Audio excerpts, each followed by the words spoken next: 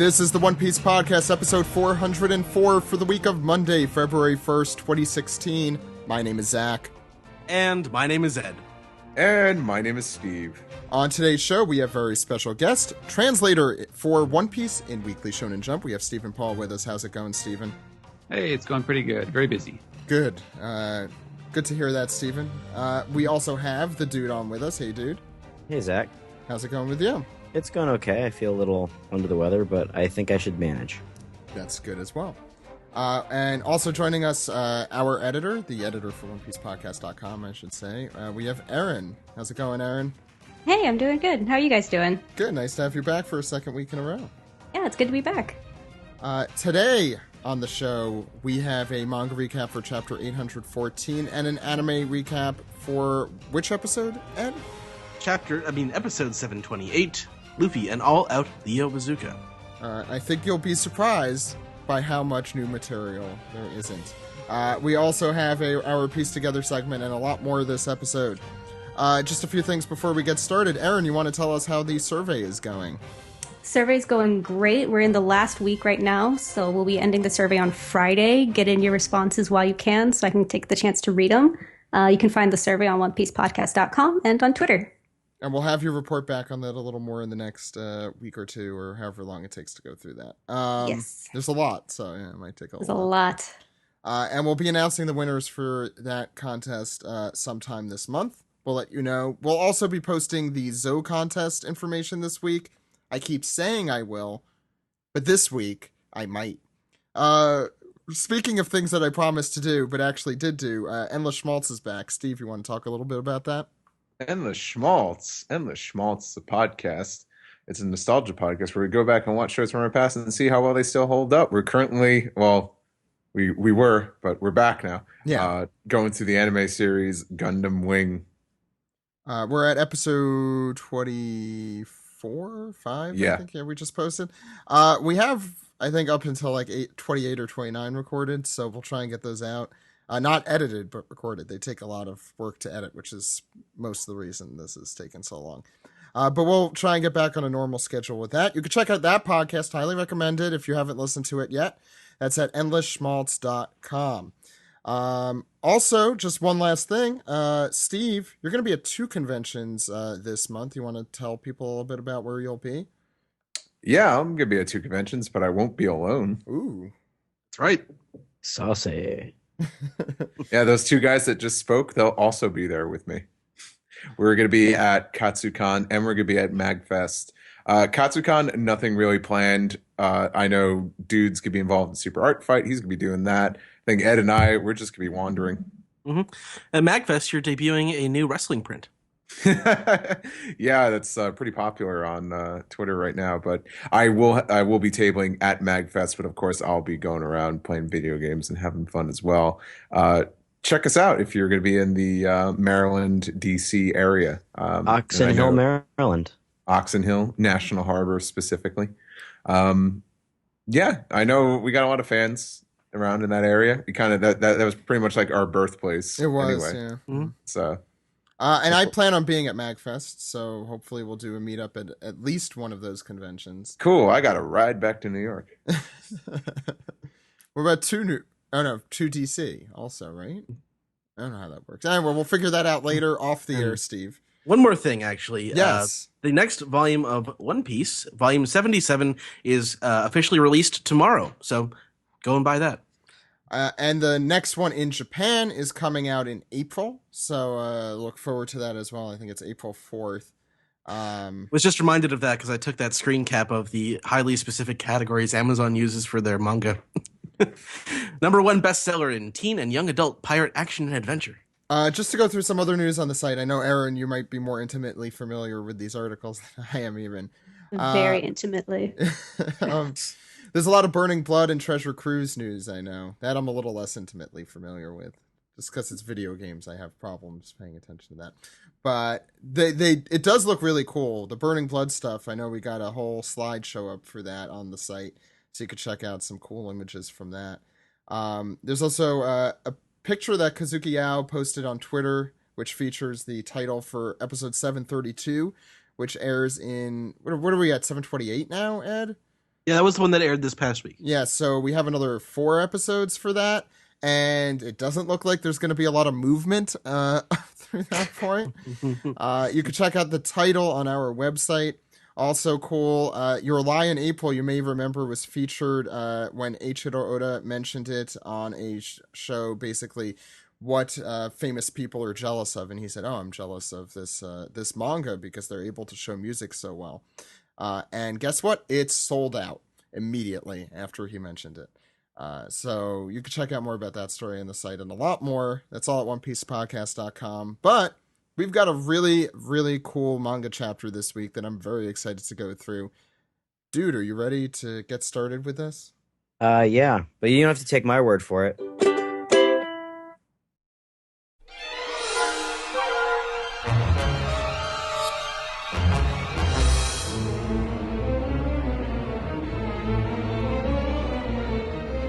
This is the manga recap for chapter 814. Let's go see the Cat Viper. What is happening on the front page here, Ed? We have the Decks of the World 500 Million Man Arc Volume 8. Drum Kingdom has a new design for their soldiers' helmets. And, it's chopper antlers. And even the Loppins are wearing them. And it's adorable. Aww. I thought they don't call it the Drum Kingdom. I thought they call it the Sakura Kingdom. Yeah, that was a little weird. I wonder if that's going to get fixed. I could see that being a mistake. Or maybe it's because it was referred to Drum Kingdom for the sake of the... Yeah, I'm not sure in the previous decks around the world, or of the world, I'm not sure if it was referred to as Drum Kingdom. I could have sworn it was Sakura Kingdom. Yeah, I'm pretty sure you're right. But, it's nice to see Dr. Correja still around. Dalton hanging out. King Dalton. Yes. And I always like to look to see if there's anything intelligible on the front of the newspaper, but you can't really read anything this time. Although I see Luffy there, I think.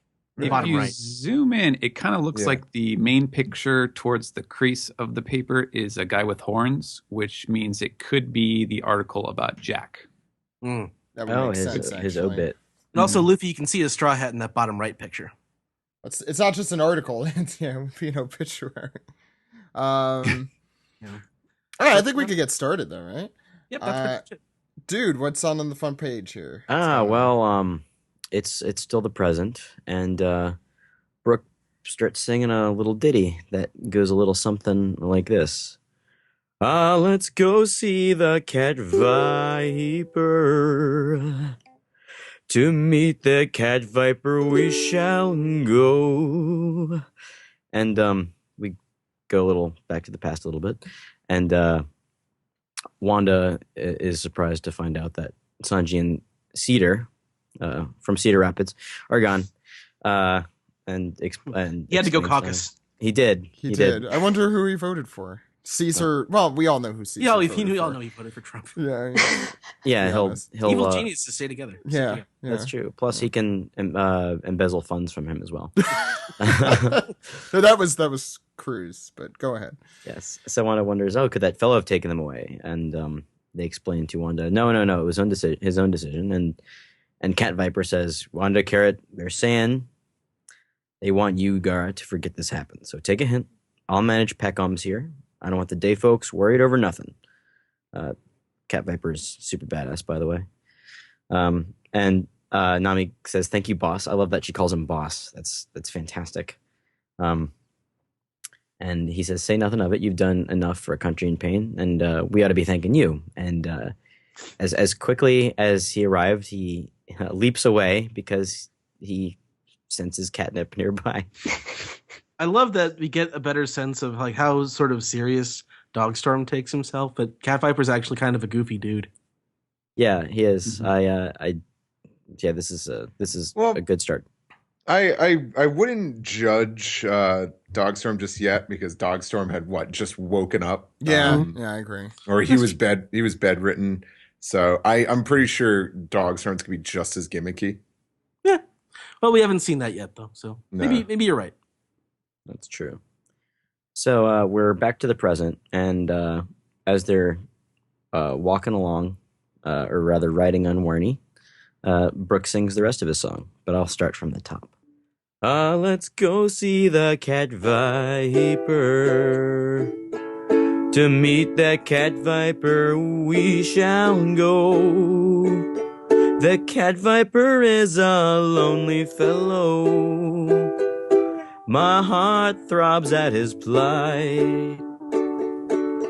My gaze is drawn upon his face, shining purely in the moonlight. But I know that he does his best to live beneath the sun so bright. Meow. Lovely. So It was okay. but that, by the way, is the actual melody of the Cat Viper song, which Joe sang. Wrote 5 years ago. Yes. There's a YouTube video of it, and we will put it on the site. And that was actually Oda's author comments this week was Google YouTube. It's song, YouTube Nekomamushi song. So yeah. Yeah. Are you saying that Oda has had this plan for years? Okay. Also, forgive my voice. I mentioned at the top of the show, I have kind of a cold. So as Brooke is singing a song, Luffy is staring quixotically at Sanji's letter, studying it. And Robin remarks, "Oh, what a lovely song. Is that what Cat Viper is truly like?" And Brooke says, "Oh, not really." And Usopp is pretty pissed. What do you mean he's not like that? And Brooke says, "Oh, it's an image song," which is a really fantastic fourth wall Takes chatter. me back to the old days of like the DBZ soundtracks with all the image songs on them. Or the One Piece image songs even. Which one are the image songs? The character songs. Oh, those are just character songs. Okay. Yeah. Image songs are songs that are about the character, or they're usually sung by the character. They're usually, and it kind of fits. They're usually sung by the character and don't really have anything to do with the character. Gundam Wing soundtrack has those. Oh my Jesus God. Christ. It does. And guess Anyway. what? I did not listen to them. Who are we up to here? Me. We're up to me. So Luffy looks at the letter and says, "Wait, Sanji's gonna meet a woman? Does that mean he's getting married?" And Nami looks off to the side. No, not necessarily. Maybe Nami like- actually likes Sanji. Somewhere across the world, Boa Hancock's like, wait, that's not getting married? Nice. Anyway, so Nami continues. He did have a look at determination, and Luffy points, "Look, but it says here he will be back, but does that mean he's going to bring his wife with him? Or are we going to have a new crew member? Or I suppose that'll mean we have a new crew member. That's a bad time to make up words there. And I think this is Brooke who's or Nami who's continuing. I think it's Nami who's continuing here, saying that the bride would be the daughter of an emperor. So No, that's Brooke. It is Brooke. Okay, it was like the first time. I don't know what I'm doing. So that would mean that we'd be working under the Mom Pirates, and Luffy. Big Mom Pirates. Luffy does not like it, and Warney, or whichever Warney we're on right now, also does not like the fact that Luffy is banging his fist on top of his head. Right between the eyes. Steve often mentions the Zack look. That is about the look that I give. And Brooke, tipping his sunglasses, said, "Naturally, Sanji rejected that idea when he first heard it, right on the spot." And as Chopper sits atop Frankie's head, It's the most serious face Chopper's ever made, I think. Brooke continues saying, "There's something about this which makes me think that the wedding might be something inescapable." And Chopper continues, "It's like, yeah, that's right. Knowing his personality, what if he wants to cut himself loose from us?" Which I guess he means because of his women problems. Let's call it that. And Luffy continues to smack Warney's forehead, saying, "What? He's quitting? That's even worse." Warney still looking quite disappointed by being punched in the face. Zoro, meanwhile, relaxes with ellipses, and as Nami says, "Look, he had the chance to escape with us when he tossed us out to freedom. And the fact that he wrote the letter showed that he was convinced that he needed to go." Steven, what happens next? And Usopp is mulling this over, and he says, okay, well, that means that the key to this is his family. It's not about us, it's about his family. So either his dad or his mom or his siblings. And, as we know from the last chapter, they used to be in the North Blue. They made this big trek around the world to the East Blue, and now they're apparently in the New World. So there's clearly some story to his family. And Robin's like, Vinsmoke, yes, I've heard that name before. Oh, sorry, did you want to know more about that? No, it's cool. No, don't bother, Robin. Please don't tell us anything. And Brooke hits a chord on his ukulele, or his guitar, I should say. And Twice. Nami apologizes for not being able to keep him here until the whole crew could be back together. And Robin says, no, it was, he made sure that you couldn't hold him back. It's not your fault. He was determined to do this. And Chopper is brought to tears. His text bubbles are tearing up even as he cries, but Robin, what if we never see him again? And Zoro the pragmatist says, oh, that's fine. Yeah, who cares? And that's, of course, in Zoro's character, but Chopper is very angry about this. And Zoro says, well, yeah, I guess you do have a point, because he did go off without saying a final thanks for everything, basically the same thing that he did at Baratier with all the cooks. And Chopper's like, wrong. And he's also, he also owes us an apology for all the trouble. But Zoro's laying out the situation straight here. Basically, the crew is in the middle of this big situation, and they can't switch lanes now. They can't get out of the series of events that have been initiated. So it started in Punk Hazard. We have this little diagram here showing it. They went there. They wrecked Caesar's business, which was producing turning the SAD over to Doflamingo, which would then be made into Smile on Dressrosa and then sold to Kaido. So they started it off by destroying the SAD lab at Punk Hazard, and that got Doflamingo mad, and then they went and wrecked his shit, and that got Kaido mad. And now this is one of the big guys. It's one of the four emperors. His guy, Jack, with not even Kaido, but just one of his underlings, just totally wrecked this place. He just flattened this city. And so we've seen firsthand, the kind of power that he has. It's not something that is a distant, a story of the distant future. It's a very imminent thing, and it's only a matter of time before he comes down on them. I love that Zoro character moment. It's so in character for him to do that, and it's an important reminder the crew needed, really. At the same time, I think, especially compared to some of the other Zoro speeches, I think this one was a lot more. It was really hard on Sanji, I thought, but we could talk a little bit more about that at the end. Erin, you're up. Yeah, so Zoro continues, and he says that the reason we're aligned with Traffy, Tragai-kun, is for the fight ahead. And he says that Kaido's got his sights on Kinemon and Kanjuro, but they don't know why. And everybody's kind of reacting, and poor Chopper's still crying. And he says that we're up for an imminent confrontation with Kaido, so it's coming soon. But Sanji has the nerve to go and give Mom the stink eye, and that it's nothing short of idiocy, that twirly-browed freak. And you can see that Zoro's like shaking with anger about all of this. Nami gets really mad at him, and she's like, you don't have to say it like that, Claude. But Zoro, he doesn't think it's a really big idea, big deal. Blech. And that it's not a big deal. It's just his family, whatever, and he's gone.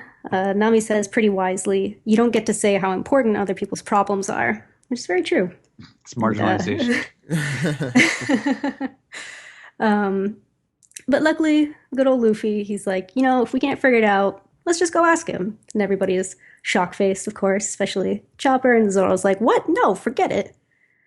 And then Usopp, he's pretty upset about this as well. He says, you mean go to Big Mom? Have you forgotten you already picked a fight with her way back on Fishman Island?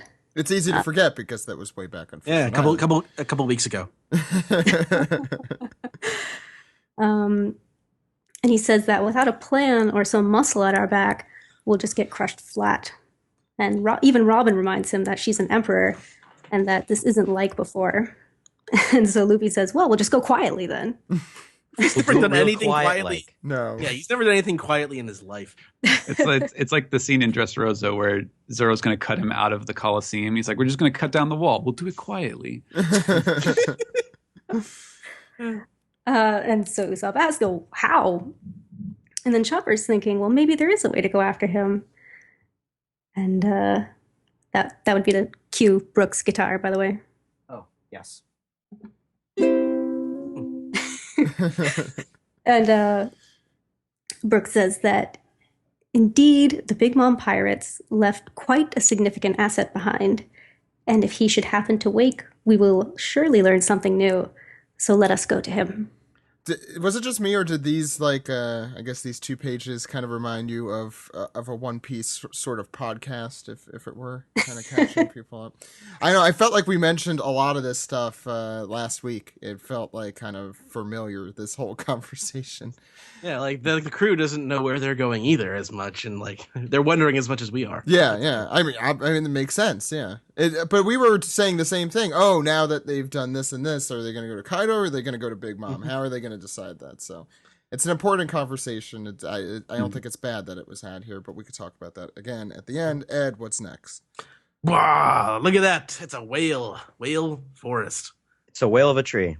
Yeah, the Guardian's dwelling, and even Luffy's like, whoa, and they're welcomed with a Garchu. It's the Straw Hat crew, and Frankie notes that man, even this place looks wrecked. And one of the Minks are also happy that Chopper is here, and you see Luffy is like he's still impressed by the whale tree, and he welcomes them with the Garchu. And Zoro notes how fast the Minks are healing, and Brook concurs with that. Yeah. That's Roddy and BB, right? Mm-hmm. Yeah, they welcome Luffy and they apologize about earlier. They just can't allow any intruders. That's the rules. That's their job. And Luffy's like, it's all right. Where's the cat viper? Where's the dude? And yeah, that's I just love the art on this page. Page deserves so much praise to his assistants. So much great detail. Awesome looking palm tree. I love these kind of things. I like this little bit of rubble that's in the foreground. I don't know what exactly it is, but it looks great. The cross hatching on it. I think it's a. It looks like if you look in the arches, gray tone. Yeah, the arches on the building in the distance, it looks like it's the same thing that's in those windows. The handle. Yeah, the bars. Yeah, bar. But anyway, Very yeah, nice it's just spread. very beautiful.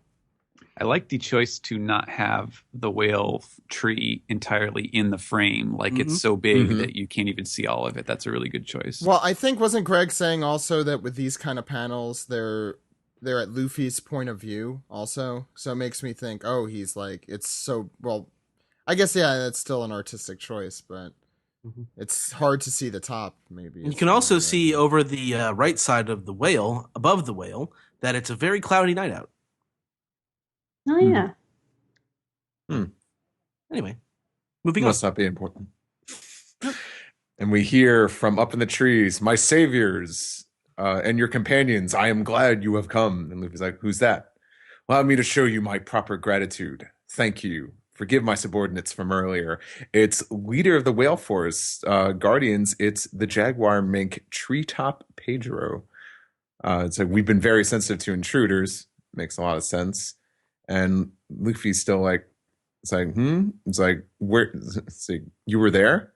Pedro says, atop the trees, Beppo's group is waiting for you. And Luffy's like, oh, I'll see them later. I guess we're not really in a rush to see the Heart Pirates anymore.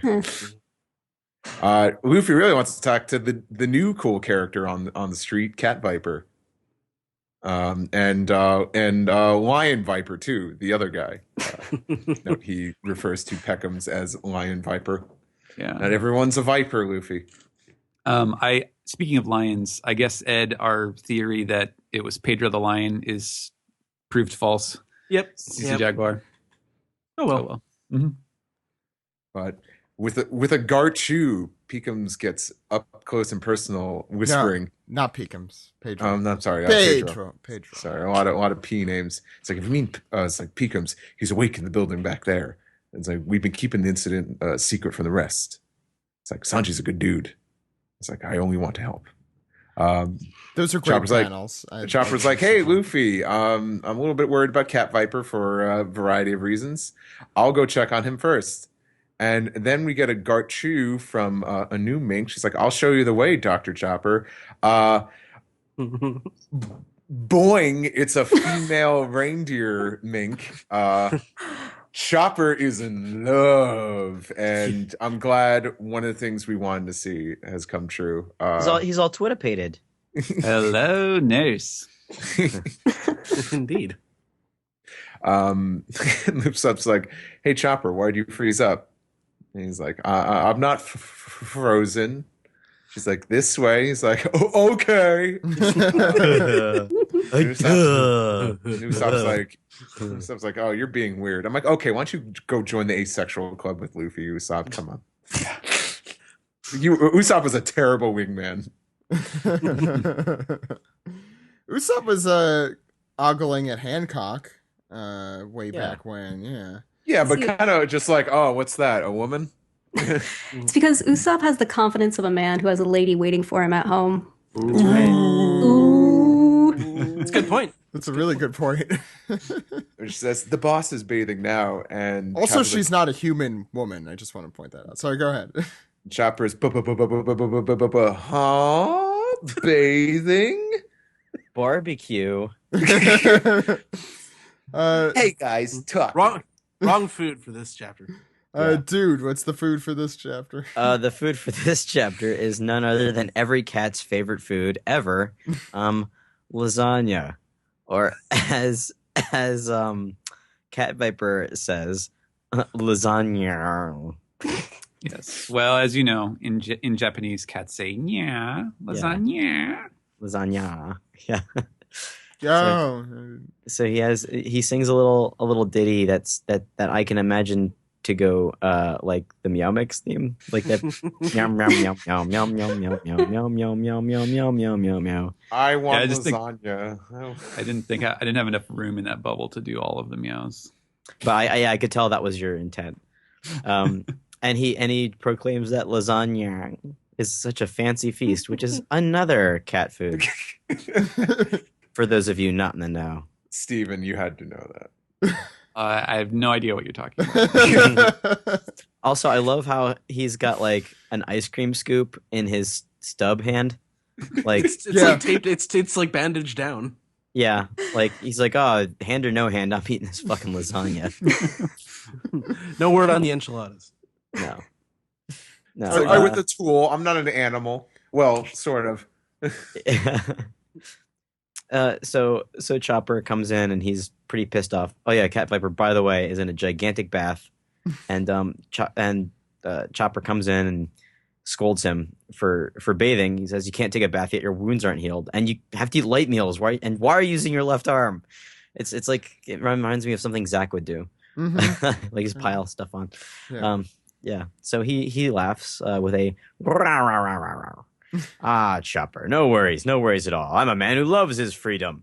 I think in the Japanese, his laugh is goro nya nya nya. Mm-hmm. Yeah, which is kind of like it's basically like the kind of purr sound and then a meow. Like, yeah, it's fun. Wow. So in this next panel, Usopp proclaims that Cat Viper is bigger than he imagined, and we actually get a nice juxtaposition of the rest of the Straw Hat crew in the same panel as Cat Viper, really showcasing how big he is. It's kind of like, oh, well, yes. No, I just was going to say, I think the Mrao, I was just thinking about the more important things here. The Mrao gets the idea of the purring, I think. I think yes. you did a good job there, Stephen. I just vouching. Go ahead. So Chopper is ever the vigilant doctor. He says, No, you got to listen. And he says, sorry, even doctor's orders have no. Oh, where'd that breeze come from? I'm not used to having a left paw. I can't even give you a round of applause. And he's very delighted to see the rest of the Straw Hats that he had not met yet. And he, rather than Garchu them, he splats them. It's because he's still wet. Yes. Good point. But that's a very wet Garchu. And thanks them, of course, for saving him. And proclaims that one day he will repay this debt, and believe it or not, that he's a man of honor, pride, and compassion. And a ball bounces by, and he's completely overtaken by the ball, like any normal cat, like a proper feline. He flips onto his back to like. Yeah, he sees the ball, is super excited. Chopper warns him, "I told you not to move around," and all of his wounds open up and blood goes everywhere. I thought he was gonna flip onto his back and like play with the ball, like batting it, like cats do, as a cat does, yes. Mm. And Chopper, of course, says, "Wait, what'd I tell you? You dumb cat." I didn't really say that, but I'm just saying sometimes cats can be a little absent-minded. Cat Viper returns to bed. He says, like, all right, listen up. I'm only in bed because I decided to be. And Chopper's like, yeah, sure, whatever. Just stay still. I'm going to give you a shot. And Cat Viper's like, hey, you got to get that cat teaser over here. And and Robin proceeds to pick up, what are these called? Are these called like foxtails or something? What are these I usually call them dealy boppers. Dealy boppers. Okay, so Robin gets the dealy boppers. She's like, oh, like this? And he's like, wee! Like, okay, Chopper, give it to me quick while I'm having fun. Out of context line. Did not even think about that. Give it to me, Chopper.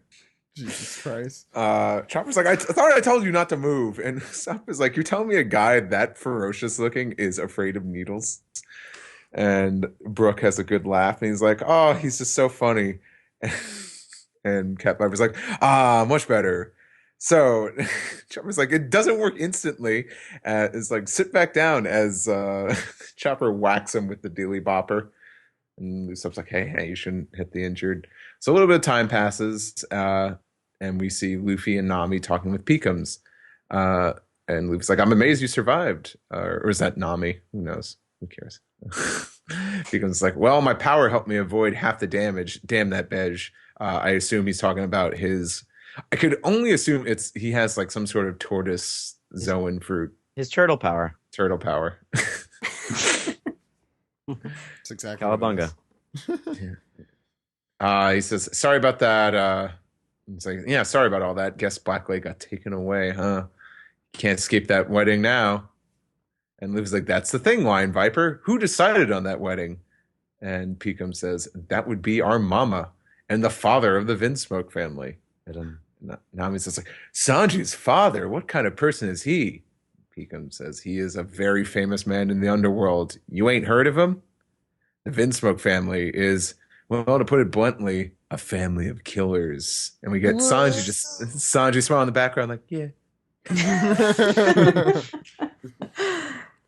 Reminds me of the Frankie in the Sky from back during the. Well, that's what the Cat Viper picture during the song reminded me of. Mm-hmm. You know what I just the second thought of? The Steve Buscemi Reservoir Dogs connection's really coming out here if they're family. Yeah, Sanji hates the tip. He does. He hates it. I guess that's the irony that he was a waiter. Well, no, that's the irony of Steve Buscemi's cameo in Pulp Fiction. He plays the waiter in the Jackrabbit Slims. That's right. Oh. Irony. Anyway, let's go through, see your thoughts. Steve, why don't we start with you? It's a Sanji chapter again. So what did you very think? fun. I wouldn't say this is a Sanji chapter at all. This is a Cat Viper chapter. Fine, I won't start with you then. No, go ahead, Steve. What did you think? Very funny chapter. Zoro once again playing first mate, just being like, "Hey, no, no, wet blanket. Here I am." Yeah, that's just not, the real world is out there, man.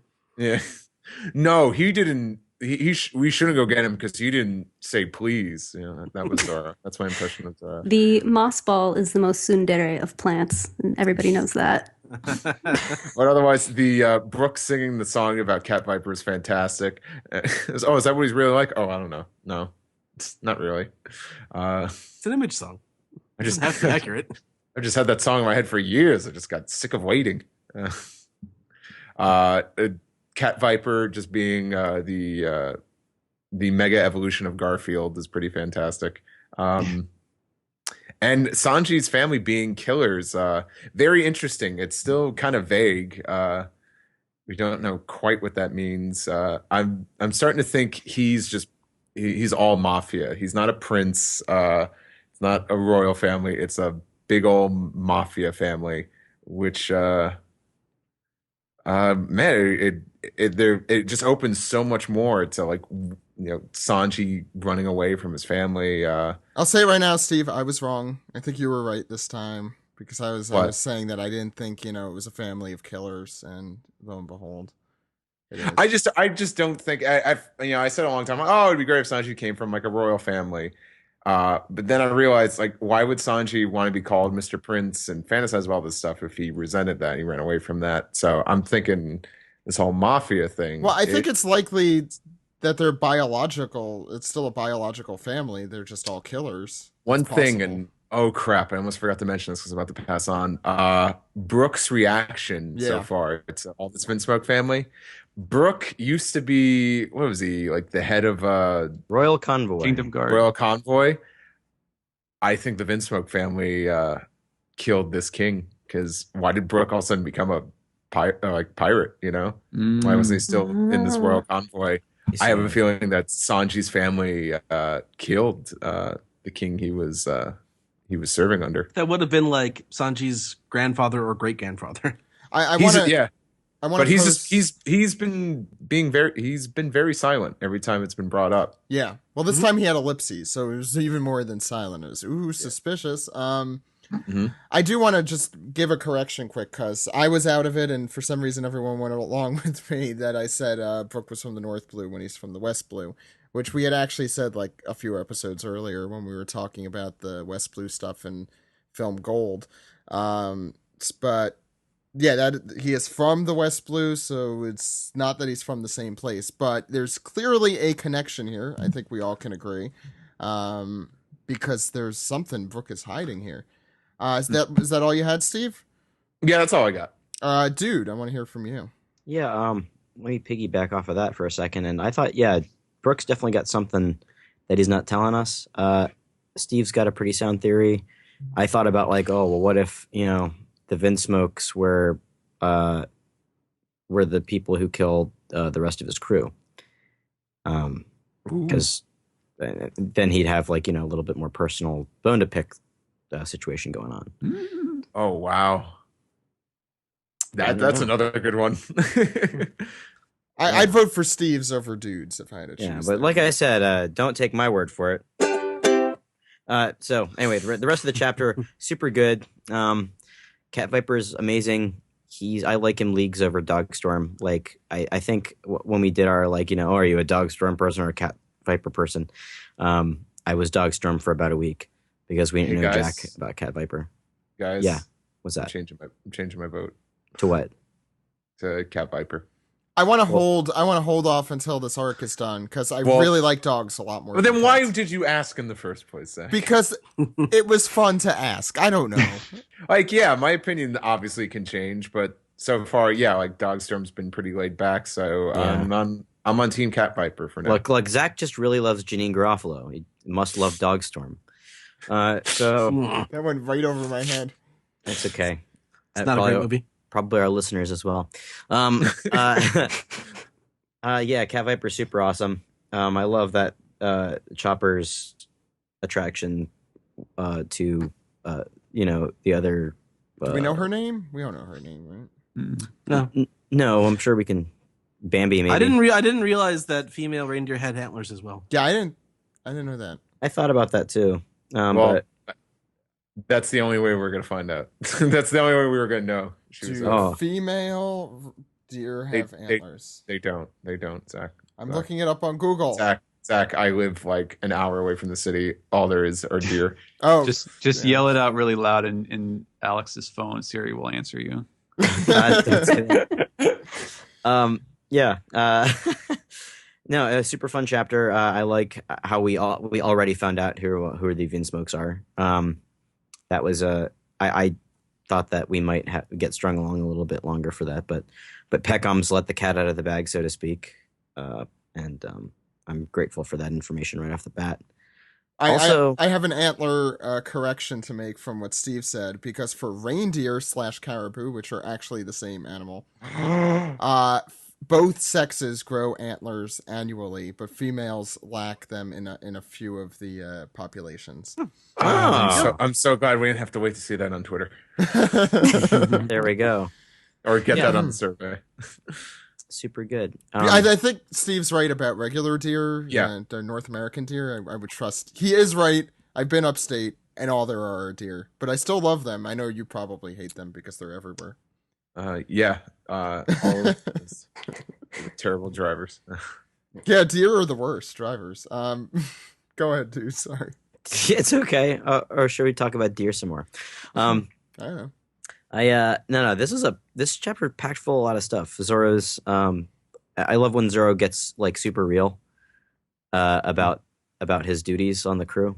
The interesting thing is that he basically did, like, he stepped into Law's position there. Like, if Law was there, he would be the guy saying, like, no, this is what we're doing. Like, this is the crash course we're set up for. But because Law's not there, it's kind of important that someone within the crew has to be the one, right? Because they're, they are working together. They are kind of technically in on the same, idea. So, someone in the group has to be on the same page as Law. Zoro's always like that, though. I think that's sort of his role. Generally, is to be the guy of reminding people of like the reality of the situation. Like we don't really have a lot of options here. We've pissed off a lot of very important people, and we've already pissed off Big Mom once, and we got Kaido coming after us. So we got to pick. We have to stick to our plan and just and finish it is what we have to do. If only he had Zoro when Luffy went to Marineford. That's all there is to that. Yeah. He was being a little unnecessarily cruel. Definitely. Yeah, I think so. Yeah. Well, because it's Sanji. Yeah, honestly. But Sanji is not cool. But I didn't even notice that, Steven. That's a really good point. And it's actually really refreshing not to have Law in every chapter now, because Law literally took over like three different crewmates like spiels. Like he was definitely So it's nice not having him around. And I don't know about you guys, but I got pretty uncomfortable when he started wearing bikini tops. What? I think he's saying he's the male version of Nami. Is that the joke? Oh. Thank you, Zach. No one else got it. It's not a joke if nobody laughs. Who hasn't gone yet? Ed, what did you think? Again, very funny chapter. It's weird for me because like when I was like 7 and 8 years old, I was really into Garfield like a lot, which I think is the proper age to be like interested in that because it gets old very quickly. But I read a lot of those like strips back then, and just coming next, Cat Viper kicks Dogstorm off a table. I think someone said on Twitter. But I love his mannerisms. I love his sort of being kind of cutesy, but also like maintaining his bossness of like, hey, I'm only getting in bed because I want to get in bed. If I drink when I want to drink, it's not going to be bad for me or something like that. You can also see the jug of sake that was next to his bathtub as well. But again, I think Luffy is he's a little flustered here. I don't know if he really knows what he is going to do or even what he really wants to do, because he has this plan, he has this alliance, but he also wants to know what the hell is going on with Sanji. So there's going to have to be something that pushes Luffy to make a decision either way. And we haven't really seen what that is yet. So I'm really curious to see what's going to force Luffy's hand and make him go, pick one way or pick another way. But besides that, love Brook's song generally. It's he's going off on the character without really just, it's a good song. But don't think about the character too much. Erin, Sticking the art also in that big page spread. Yeah. Erin, what did you think of this chapter? Yeah, so it was a great chapter. Overall, like everybody else, I really loved Cat Viper. I was kind of hoping that when he got out of the bathtub, he would like show the world his butthole like cats are wont to do. Oh my God. Yes. I love how much of a goof he is. He's introduced as such like a badass. He's this old like Yakuza kind of boss, but he's like, no, I'm going to eat lasagna and take a bath and play with my little pom-pom thing. I also thought it was really interesting. Like, maybe it was just like a cultural point how Chopper's like super mad at him for taking a bath.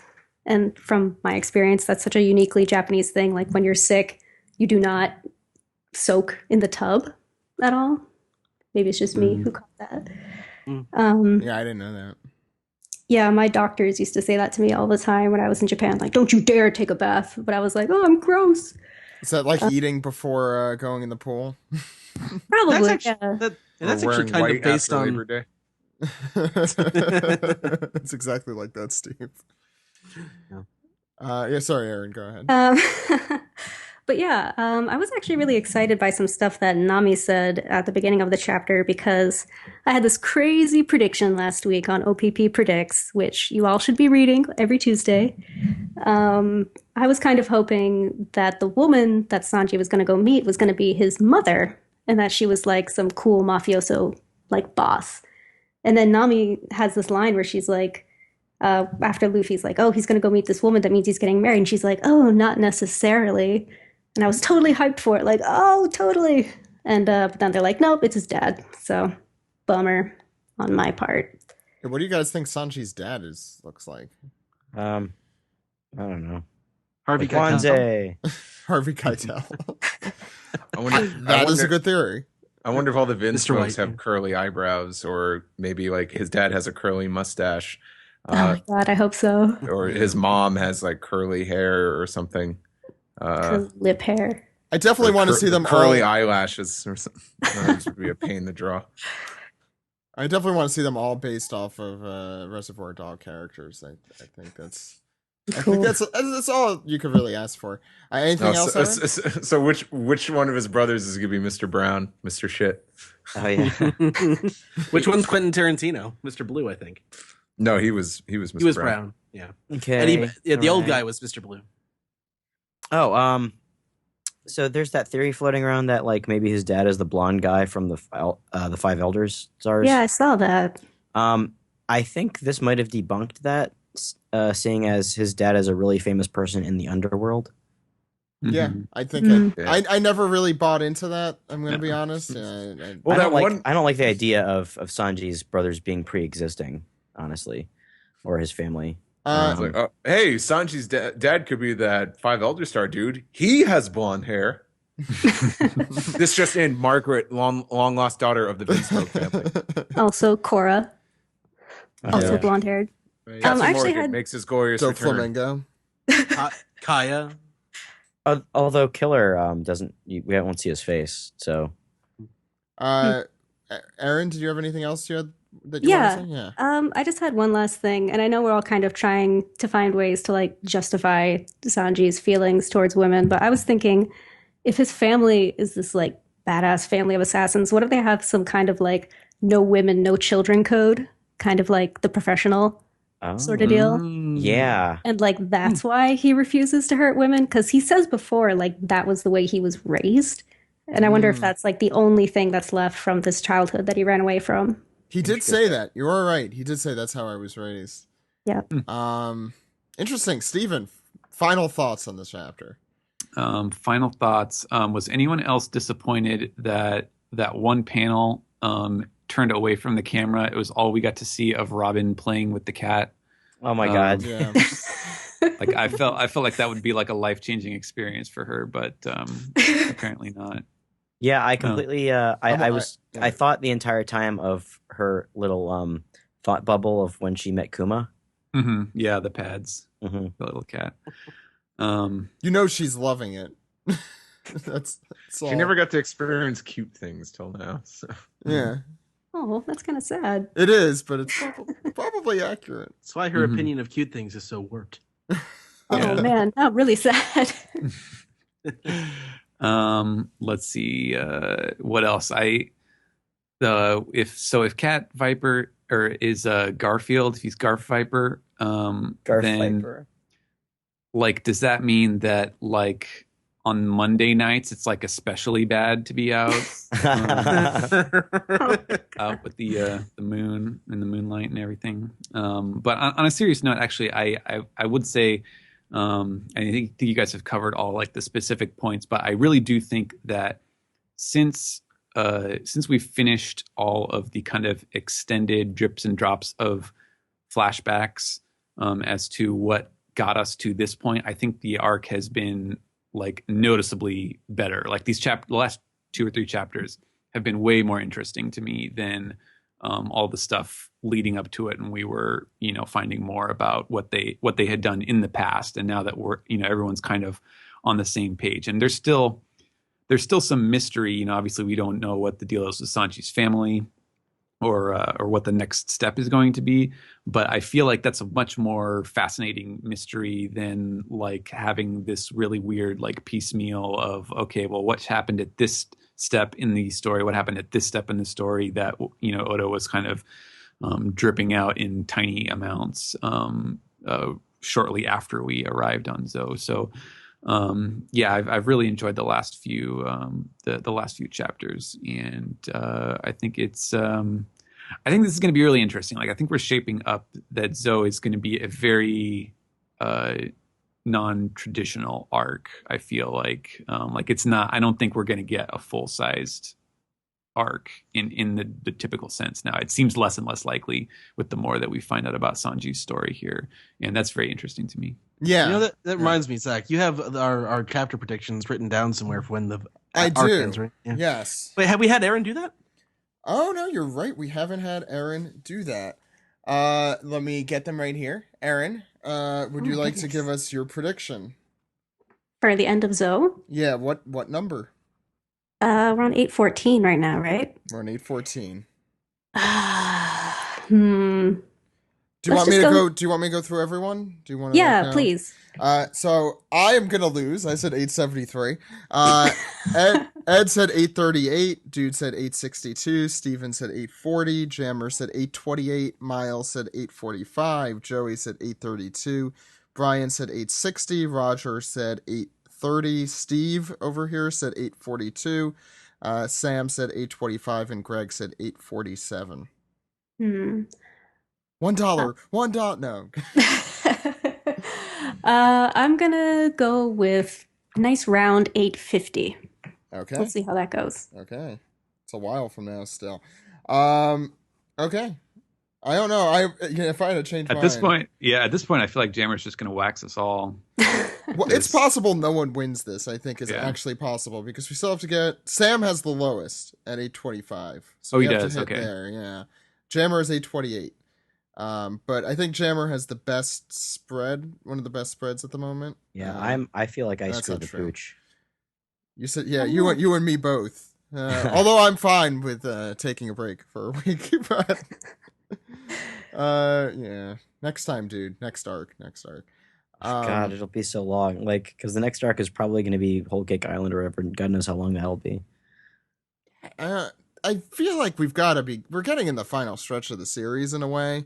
So I feel like we've got to visit more places at a slightly more rapid pace. But then again, Dressrosa, Jesus Christ. All right. Is there anything else you guys want to mention?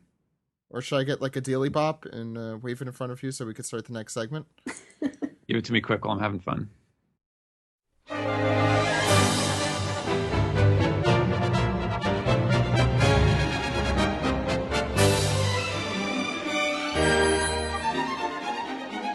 This is the anime recap for episode 728, Luffy and All-Out Leo Bazooka. Ed, where does this episode start? At what time? 7 minutes, 5 seconds. Christ. Where? The episode title, like, Luffy starts saying it at exactly 7 minutes. Well, here's a fascinating story about this episode. I threw it on, and I was going through the previous episode recap. I proceeded to then stop Crunchyroll because I thought I was watching the previous episode. No, for this previous episode recap was pretty much the same previous episode recap as last week's episode, and then they just threw on King Riku's speech. But what was kind of nice is that I didn't see last week's episode, and I felt like I got all of it. Yeah, you did. Yeah, last week's episode wasn't bad. It was just nothing. Except for Riku's speech, and they managed to recap that pretty effectively. I have mixed reviews about this one, but I'll let you. There were definitely elements of it that I enjoyed. See, I thought that this was a fine episode. I actually enjoyed it, and that's probably because I skipped the recap. I just kept going, and I'm like, okay, this is a long recap. Well, they're gonna really tear to shreds this week. But I really liked the episode. I thought it was framed really well. Yeah, I always skip the recaps. A lot of action. Yeah. A lot of I know, stuff. in it. they might do something sometimes where they throw in some new animation right before they show the episode titles. So you never know, or But who they knows? did- They might change the animation, the opening, like they did with the previous. I one. understand why they used the clips they did from the episode before last, and that's because they put a lot of money into it, and it was very beautiful looking, and we've praised it a lot up to this point. But anyway, let's talk about this episode. What happened this weekend? Right, we start off. The birdcage slowly moves in. The battle between Luffy and Doflamingo rages on. The Marines are leading the citizens into the downtown. There is still hope for them. Doflamingo turns some more buildings into strings, and Luffy is spending like most of the first half of this episode just evading attacks until he can't evade anymore. Yeah. Yeah, let me interject and say, for the record, that him turning buildings into strings is really super dumb. Like, what happens to the string? What happens to the buildings afterwards? Do they stay strings? We don't know. Like, it's stupid. Look, It's I completely don't. dumb. I'm not as strong. I don't feel as strongly as you do. But that is something I did think about. I'm like, wait a second, what's going to happen to all these buildings? I don't understand. Like, it doesn't matter. Dressrosa is going to be rubble by the end of this. That's not even a spoiler. It's But gonna be rubble. even though, like, he keeps turning buildings into strings. Like, it wasn't that he didn't do it that much in the manga. I don't remember. Like, it's just building after building after building and string after string after string. it's the anime, so everything is stretched and added on to as much as you possibly can. Sometimes it's Sure. good, most of the Stretched time out it's so not. far, it gives pleasure to no man. What's next? Yeah. Okay. So Doflamingo captures Luffy in a string cocoon, and Luffy's just he breaks out of it, but he's still getting frustrated. He can't get close to Doflamingo. And we can see Luffy is starting to deflate. The steam is escaping out of his mouth, especially. He's running out of time with this form. And as he's darting around, I find myself still impressed by how the look of Gear 4th Luffy and how he moves, and it's still very enjoyable with him in that form. And I really enjoyed his headbutt attack that actually when he finally connects, and that looks really cool. So I agree. I thought that was awesome. after that, Luffy charges up his arm cannons. He's going to go in for one more attack with a Leo bazooka. Doflamingo goes flying. I love how they do the impact of him, he keeps flying through buildings and flying through more buildings, and then he sticks into the side of the plateau. Like, he's gone a really, really far distance. They do a good job of demonstrating how powerful the attack is, and everyone reacts. We complained about the impact stuff, I think, when it didn't look like it had enough of an impact. I think in the first Gear 4 episode, You guys had a problem with that. I didn't. I thought it was done much better here. Especially I agree. with that. Yeah. I think that was you and me, Alex, right? Uh-huh. Yeah. There was good music in this particular scene as well. Yeah. What was that song? Was that a movie? I don't know. 10? I think it was movie 10 or 11. Which one exactly? The da da da da da, like that one. That's from the New World BGM song. Oh, that's why I recognize it. It's one of the ones I listen to more because it's more recent. Yeah. So we get everyone's reaction to it. Even Fujitora is speechless. And there's a man wearing a yellow cooking pot on his head. You see this guy? He's It's Curious George's owner.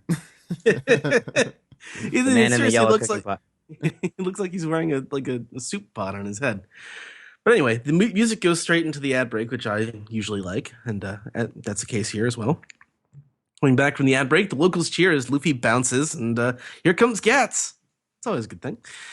Gats recognizes Luffy as the gladiator that he is, and who is this rubber ball? No, it's the pirate rubber ball Luffy. No, it's Straw Hat Luffy. These townspeople are really, really observant. I really like Gats's reintroduction Yeah. scene. It's super important given what's coming. Mm-hmm. But I think the anime did a really good job of reintroducing Gats into the fray after being absent for so long. The thing about this scene, crushing hard on Luffy.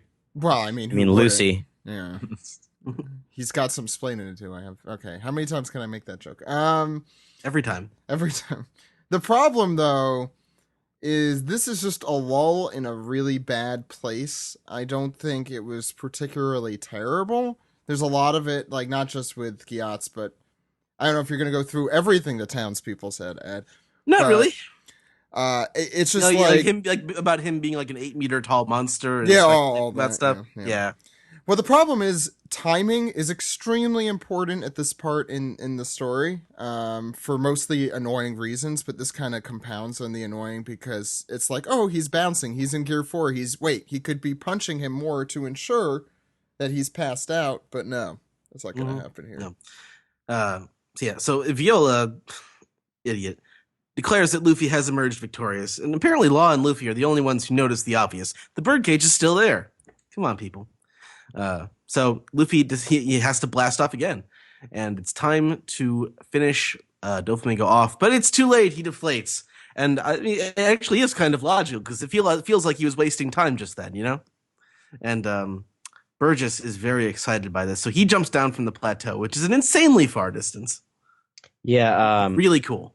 Yeah, the anime really gives a sense of scope for that. Mm-hmm.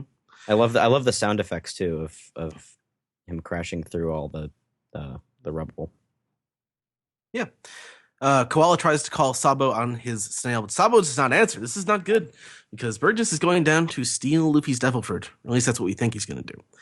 Well, at one point he just outright says, "I'm going to kill you and take the gum fruit." Well, he said he's going to kill you. He's going to kill you. I'm going to kill you and take it.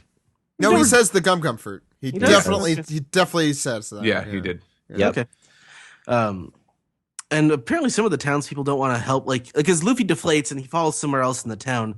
And even one of the townspeople is like, "Oh, I can't. He's a pirate." Even despite what Riku says, I can't trust this guy.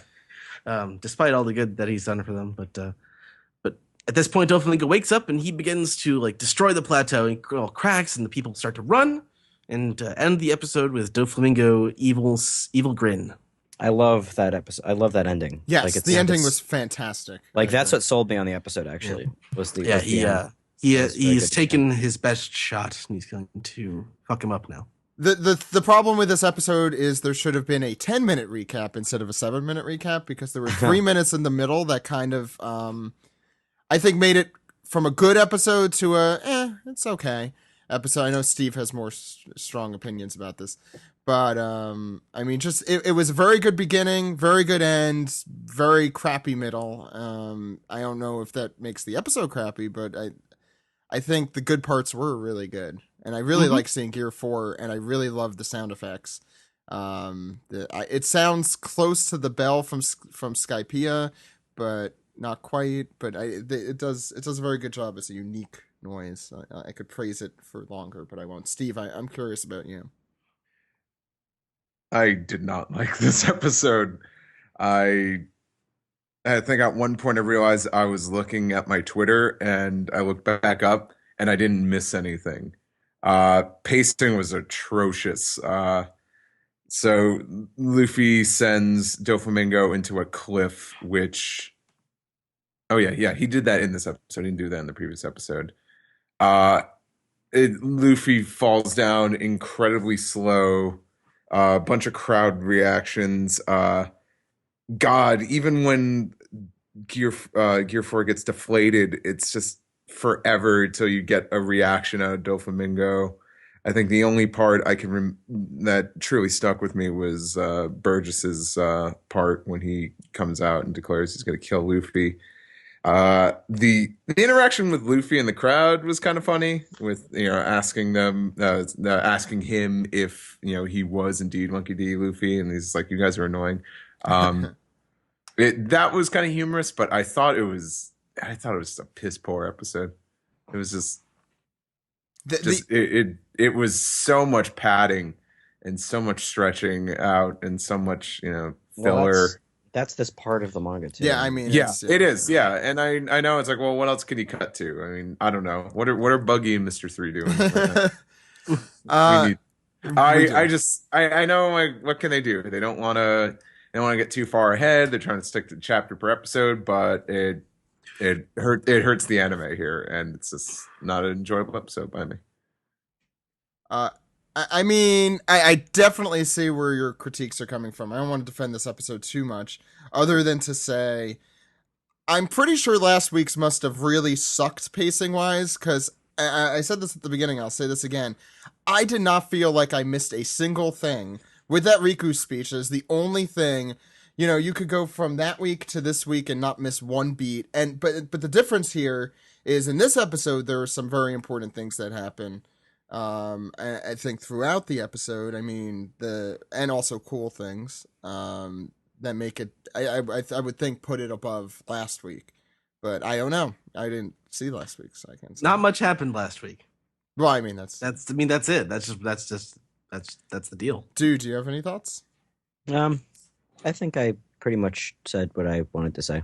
Right. I think we're approaching the amount of time we discussed this longer than It's longer than the actual episode. Yeah, I think it is. Time to end it. Yeah, let's go. Let's go into the next segment.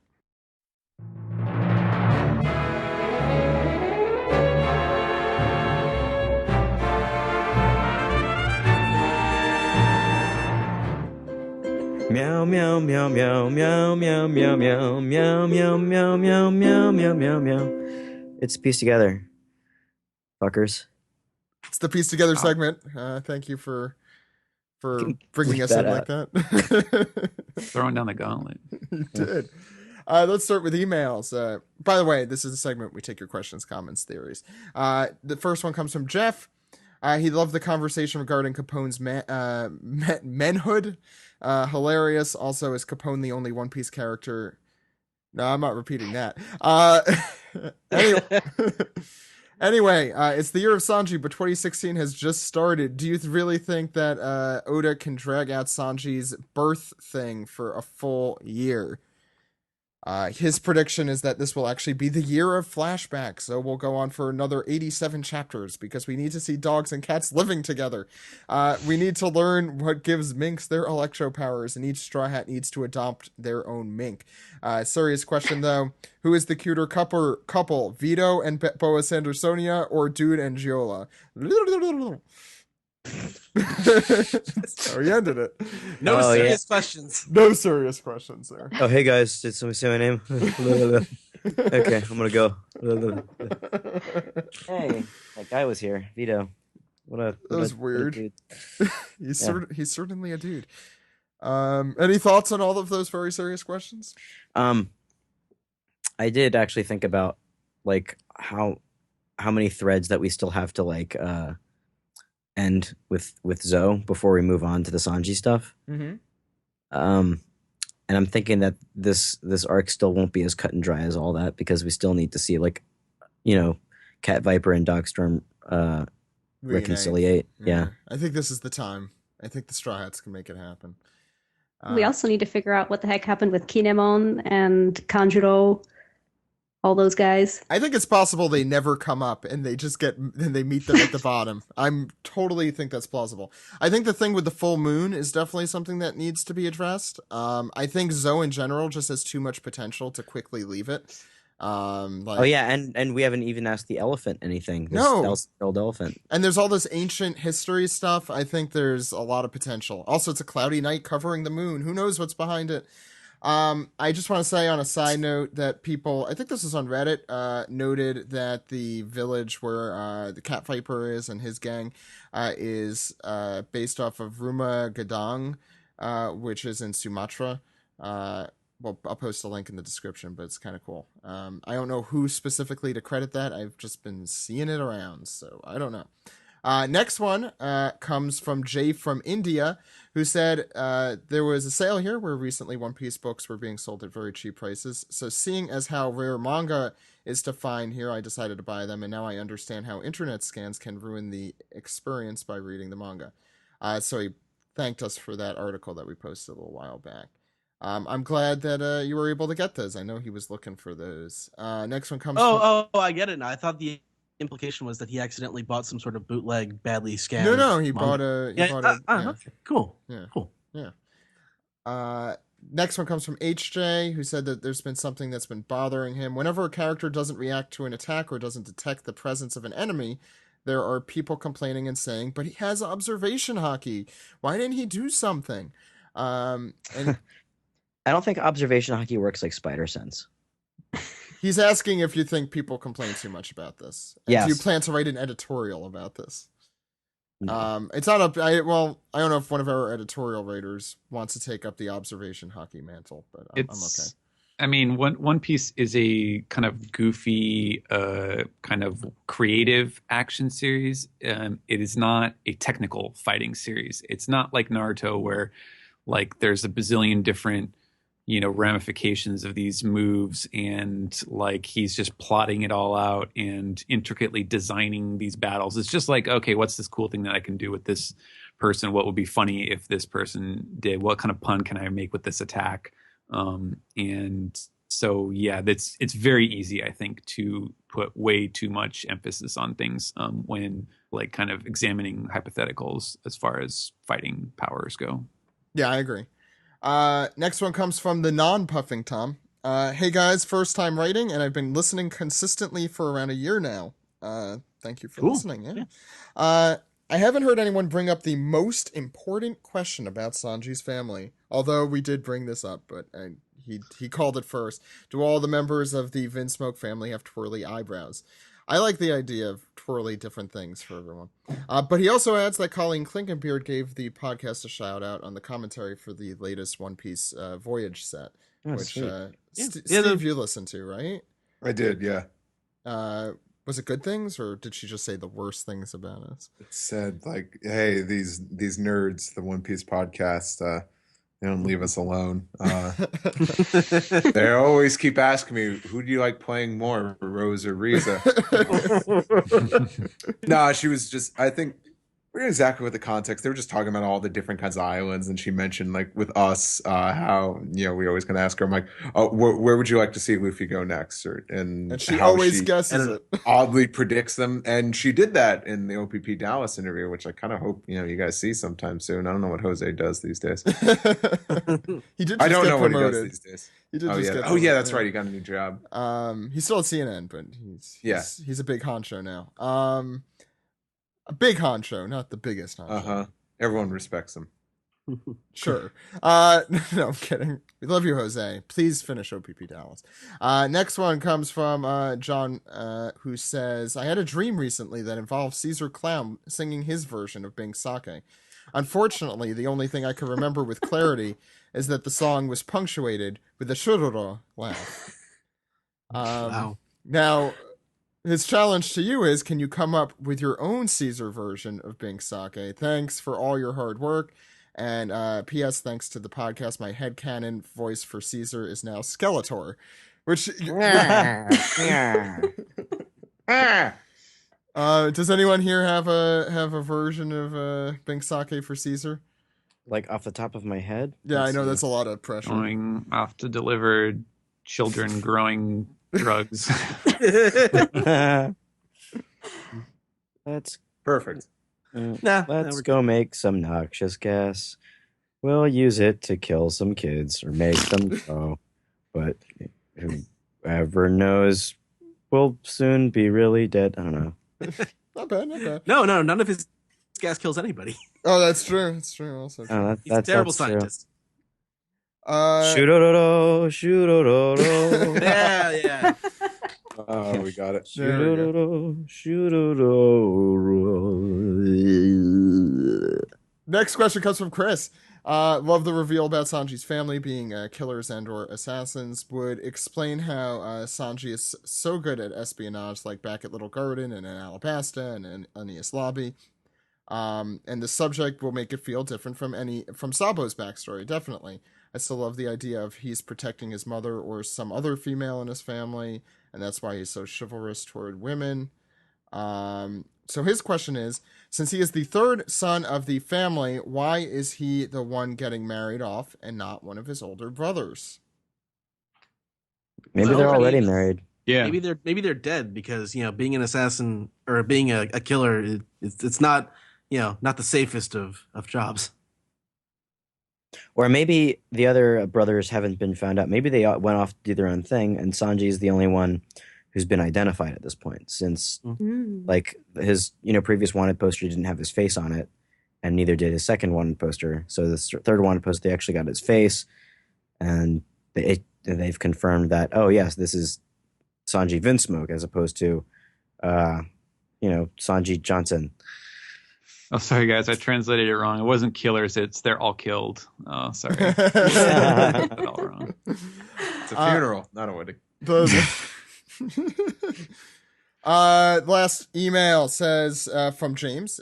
For a long time, I was on the fence on whether I was a dog or a cat person, but after this chapter, I am assured that I am definitely fully for Garfield Viper. Also, the podcast makes a reference to Cat Viper as Gazorpazorp Field. Gazorpazorp Field is a reference to Garfield. A few weeks later, Cat Viper is eating lasagna. Coincidence? I think not. It's true. It's not a coincidence at all. Like we. That's the joke. That's the joke. Steven, I think we could move on to Reddit. All right, let's go to Reddit. And we got as usual, we got a pretty good batch of questions. And I'm skipping some that were either already asked in other forums or are just a little too long. So if you didn't hear yours, that's why. We'll start with the one Poneglyph who says, I love the podcast, guys. Good thing for episode 404. The site's not 404ing. I wouldn't speak too soon. Yeah, that's right. We haven't put it out yet. Always possible. He asks, first, do you guys have any plans for this year's Anime Expo in Los Angeles? I was disappointed that there wasn't a panel last year, and as we all know, it's the year of Sanji. Would it be hilarious if the podcast team went on stage with the curly eyebrows and the goatee? Did we not do one last year? We didn't get one. Yeah, okay. We tried. We have one every other year, so I think we've had 5 years of panels, but we didn't have one last year. I will certainly be trying, especially since Steve's there. We should probably talk about it a little, Steve, since it's February and it's in July. I'd like to go too. It's tough for me to get there. I mean, it's LA. It's a holiday weekend. You know, it's tough. But I don't know. Hopefully, cross your fingers. This is the thing. If you want us at any convention, tell the convention that you want us. We'll apply. Let us know as well. But it's very important to get the voice out there that, you know, there are people listening to this and there's a demand for us. So, yeah. That's all I have to say about that. So okay. Could continue. And there's a quick question for you about the site. Do you have any plans to enable HTTPS for the entire OPP site? At first, I thought maybe you didn't want to spend money on a certificate, but then I found out we use Cloudflare and all tiers, even the free tier, offer free certificates. This is not my forte. I will bring it up to our administrator who runs. Apparently, it helps with Google search. Erin has been doing a lot of work with us to help with Google searches and making sure that, you know, we're the site to go to for One Piece stuff. I just heard that Google values sites more, more in their search results if they have HTTPS. So this is something only the people in this conversation care about. But yeah, no, I'll definitely look into it. Thank you for letting me know. This is not that specifically is not my forte. I only edit, host, and run the site. And okay, I'm gonna go cry. Go ahead, Stephen. Next is from Style Points for the Cat, who says, I've been thinking that Vito and Caribou are too similar in appearance for it to be a varietal coincidence, and I'm wondering if they're Oda's blatant clues about the race we haven't seen yet, the Snake Necks. Like the minks, they wouldn't all have to look the same, just have race-wide characteristics. At first, I thought they'd share a reptilian trait, but aside from some form of scale or scutes, the only thing I could think of was a low-resting metabolism. And with Corbu's uncanny resemblance to a rain frog, my reptile idea isn't very good. So do any of you know of some expressed trait that might encompass both reptiles and amphibians? No, not all reptiles and amphibians. Cold blood. Mm-hmm. That's one. Yeah, I can't really think of one.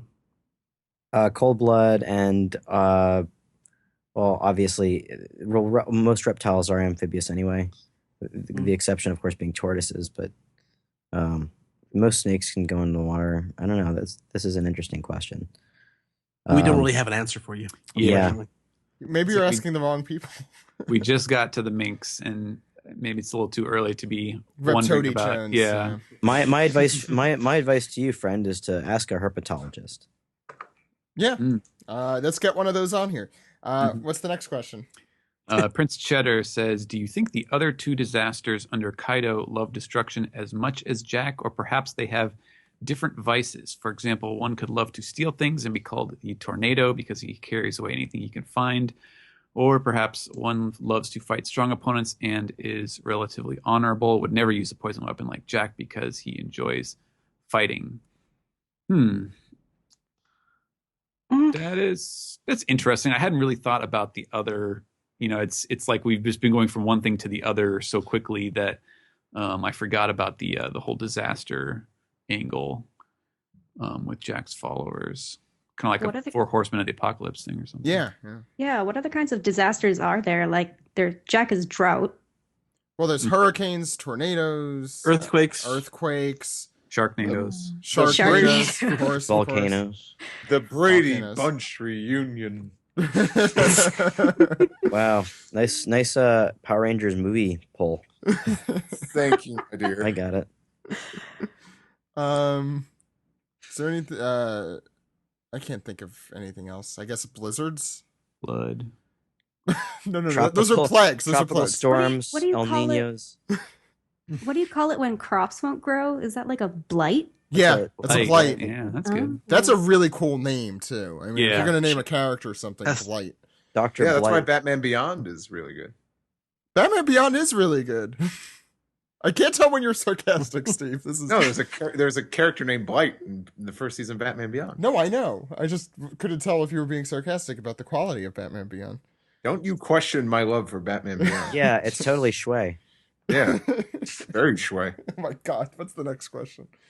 Next is from Black Northwind, who suggests perhaps in the future you could do top 5 Marines, devil fruits, villains, fathers, and mothers. Okay, we've been getting this Ideas. question a lot. Those are a lot of ideas. We will be doing no more suggestions for. I really want to do volume covers. I think the next one we do. Okay, this is. I'll just say it now. Then Let's rank all the chapters. Let's. No, even better. Let's do rank all the anime episodes. We're gonna do.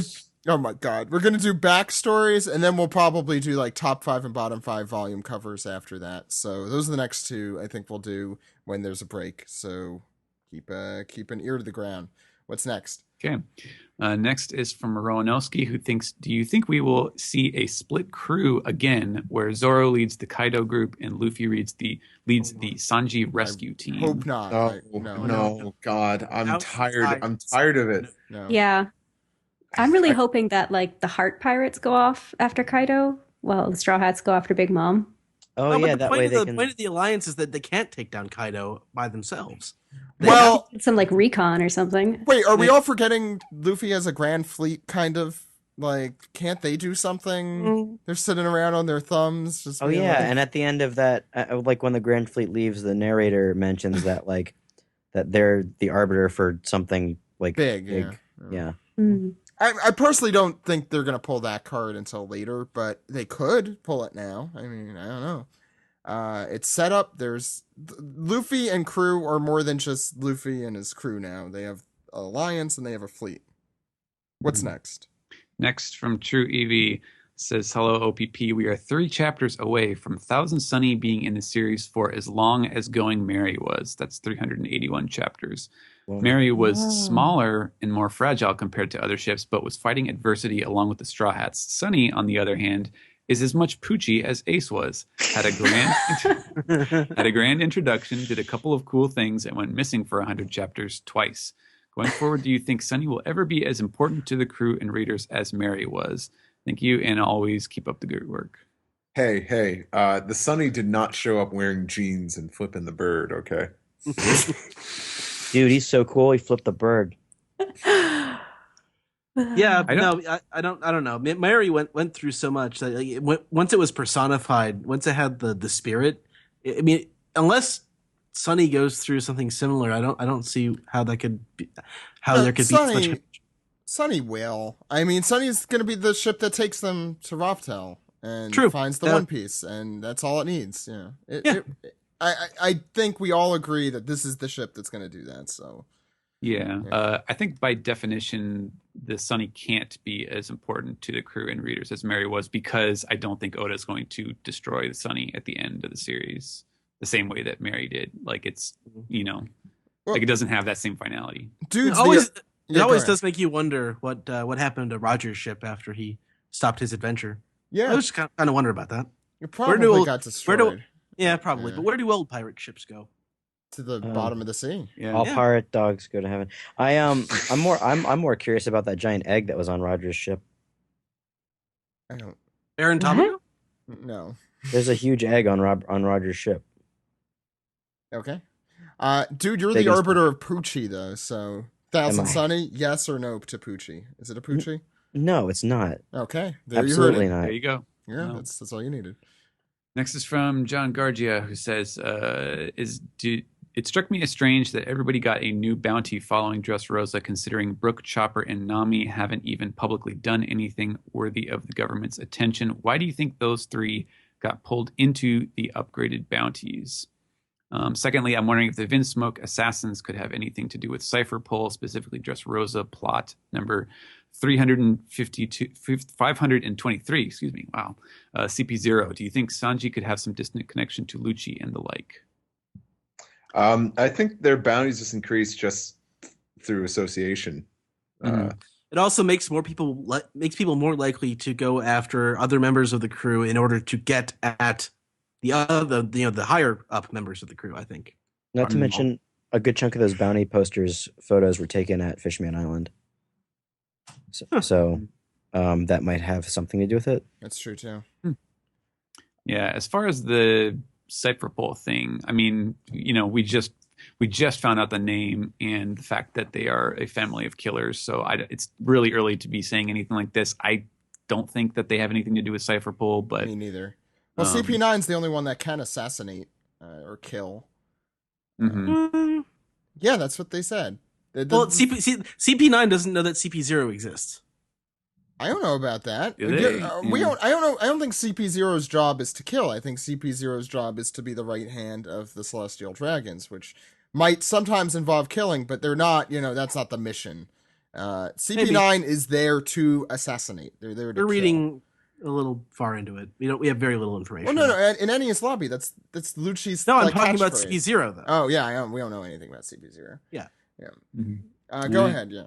Drake Sparta asks, so Zoldyck Sanji, I'll only allow it if he fuses with Eneru and gets electric powers. What? Zoldyck being the Killua's family in Hunter x Hunter. Oh. There was a big arc where they go to his family, which are all a bunch of assassins. They live in a giant volcano. And I definitely thought of that when I read that.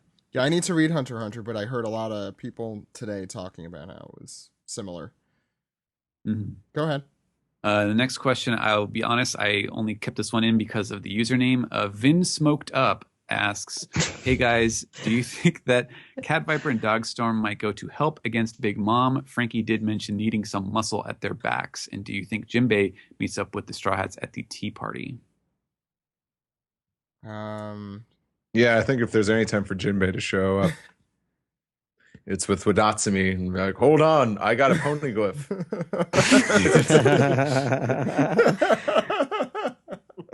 I think at the end of Zoe makes actually a decent amount of sense. I wonder if that. I don't know about Zoe. I mean, how would he get to Zoe? Big Mom's makes a little more sense because that's true. He knows that they'd be headed there. That's right. Yeah. Or Kaido. He knows they'd be headed toward Kaido. Wherever the hell Kaido is. Anyway, what's the next question? Next is from I is a person who does mention the Colleen's shout out in the commentary track about the podcast, and the question is, since season 7 voyage 5 of the dub was officially released last week, have any of you checked it out, and what do you think of some of the new guys like Ivankov, Inazuma, Shiryu, and Jinbei? Steve?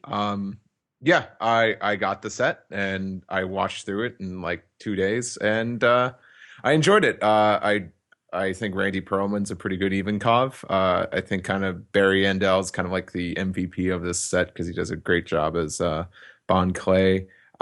Great to hear the Blackbeard crew again, though it was pretty brief. But Cole Brown as Blackbeard is one of my favorite casting choices in the entire series. I'm sure Alex can name one of the other ones.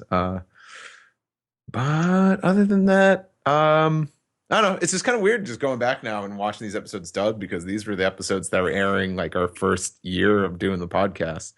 And that was 7 years ago. Yep. Yes, it was. Yeah. Other than that, pretty solid. Yeah, everyone's doing a pretty good job. I think this set actually includes the first chapter we ever did. It's the Ooh. Blackbeard one. No, it doesn't. That's the next one. I think I should also mention that Brad Jackson as Hannibal is fantastic. You could tell he's having so much fun with the role. I gotta pick this set up. I don't know what's taking me so long. It's criminal. Seems like you're waiting on the collections. No, I've actually been buying this season by the Voyages, but I'm behind a few, so I have to pick them up. What's the next question, Stephen? The One Poneglyph says, imagine how the past chapters would flow if Cat Viper was written/drawn in the Garfield minus Garfield style. Oh my god. So I guess that means just like Chopper is just yelling at no one. And Yes. Robin's playing with a little like pom-pom thing with no one.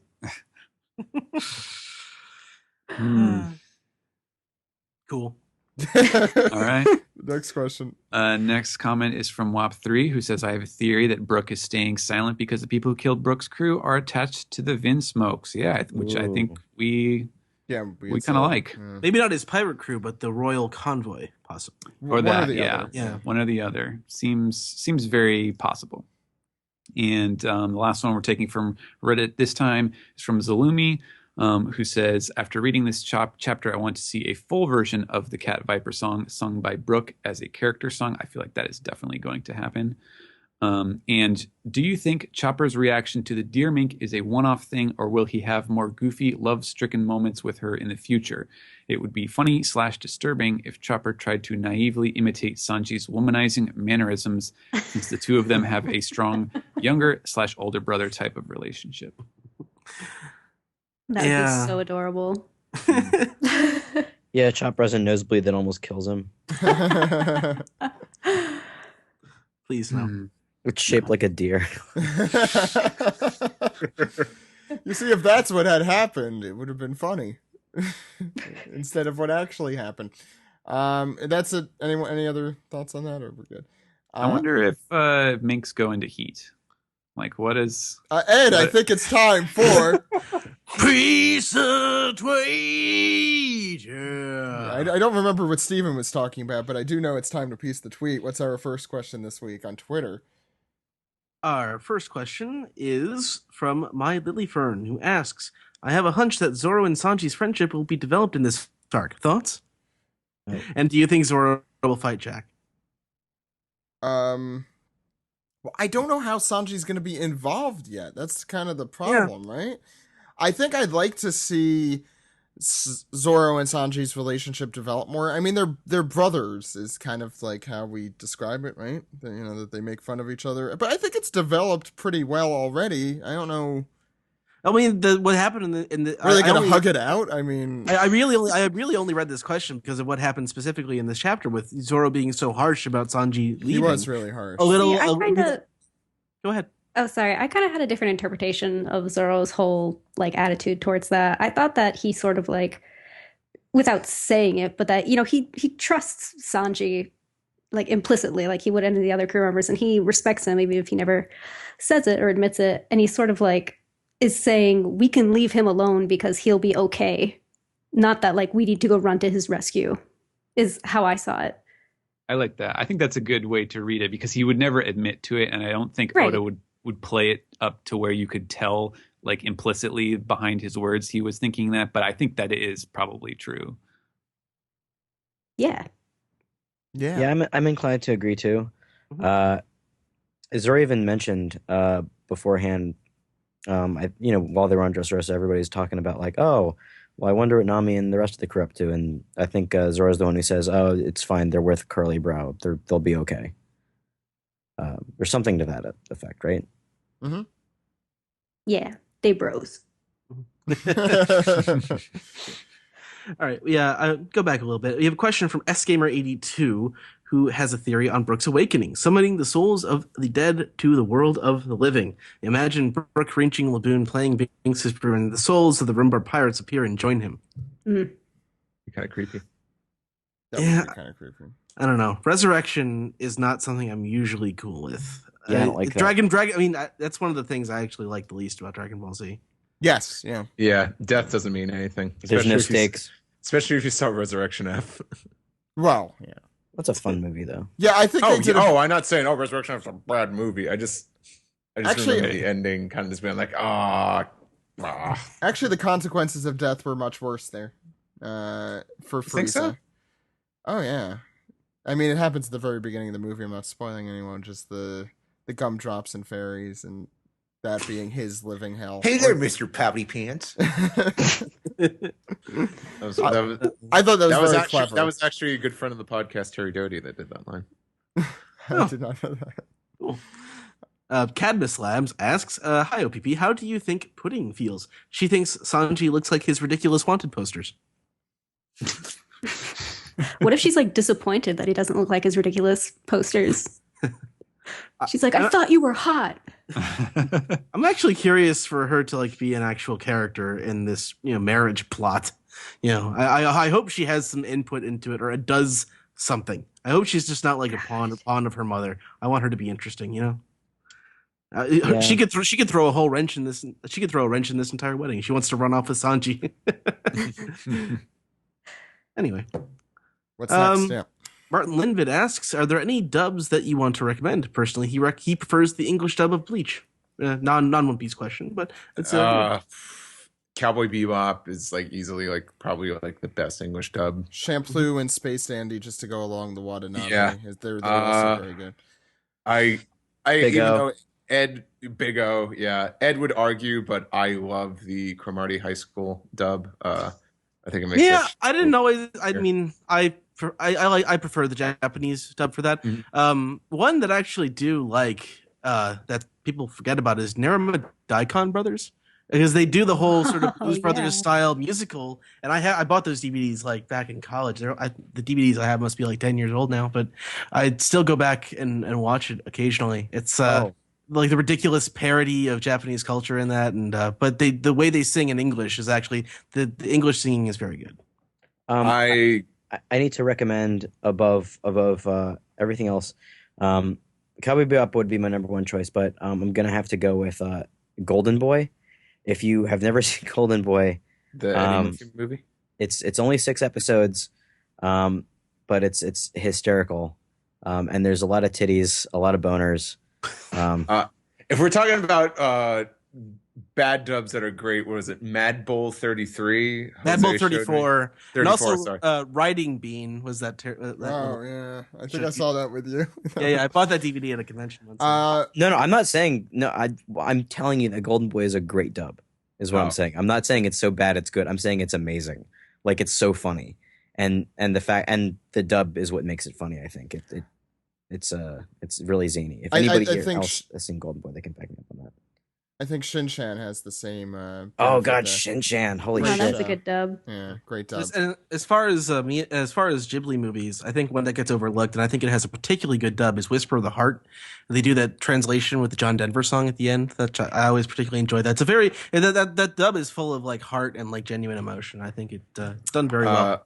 Both Full Metal Alchemist dubs are pretty fantastic. Yep. Yeah, I mean, we have a podcast about that we're releasing every so often. No, it's not new. I didn't say it was new.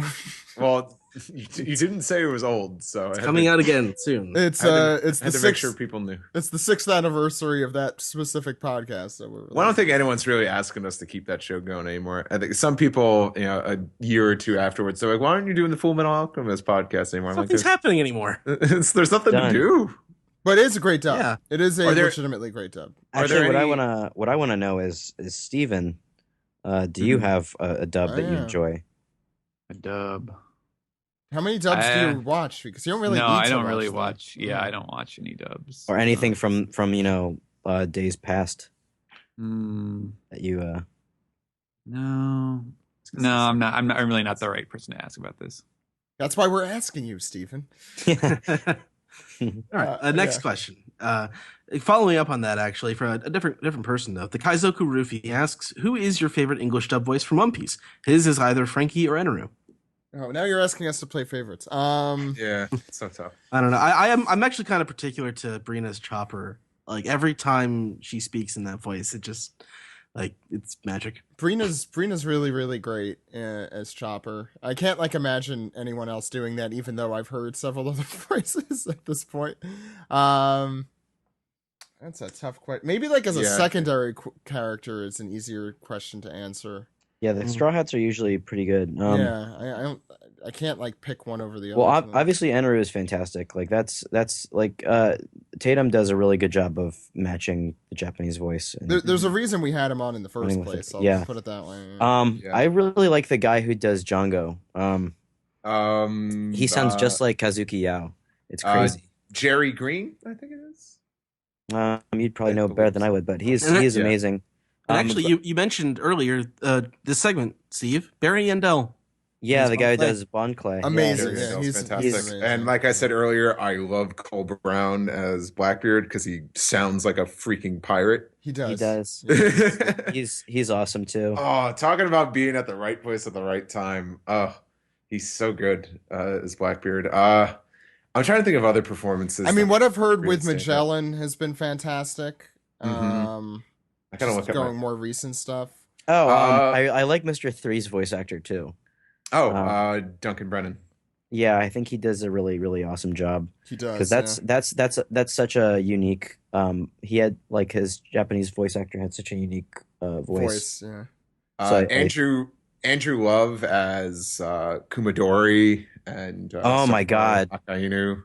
The CP9 gang was all very good. What's his name? I think the voice of Kumadori was really, really, really good. I think Alex Organ was the voice of Kaku. He was fantastic in the early Water 7 stuff. Not saying he wasn't good later, but when he was being fake Kaku, he was off the chain.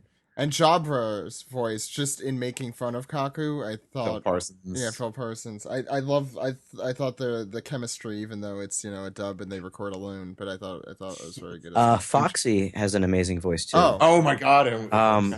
Foxy's voice is perfect, and he has this weird accent too, which makes it which drives it home even more.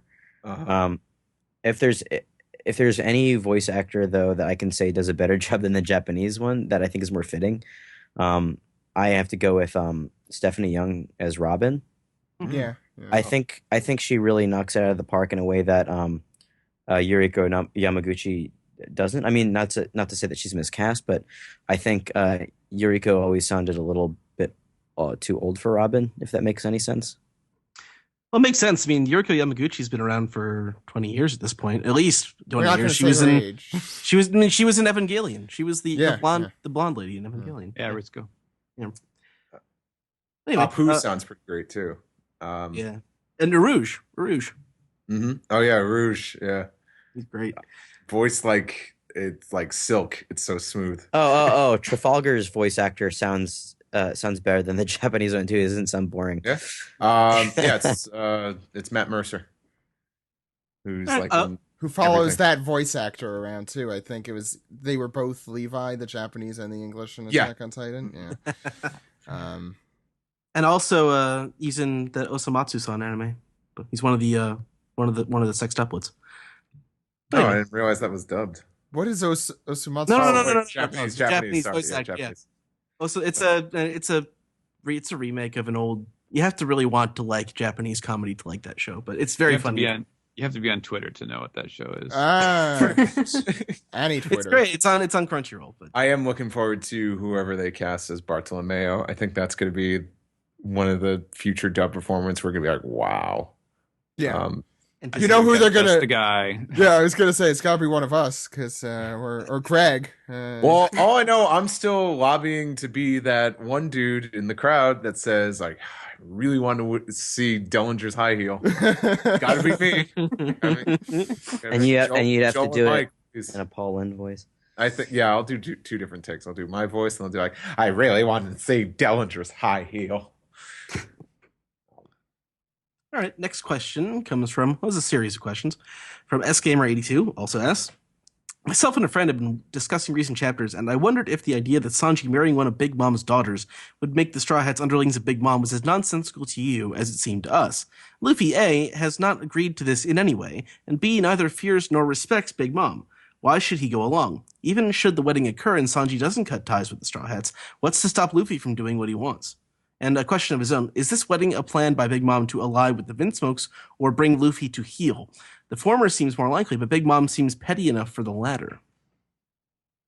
So the reason that they would be considered to be allied with them is basically because the going logic on the New World is that you don't, like, they're the four emperors for a reason. Like, nobody tells them no. So basically, either you work for them or you die. That's what they do.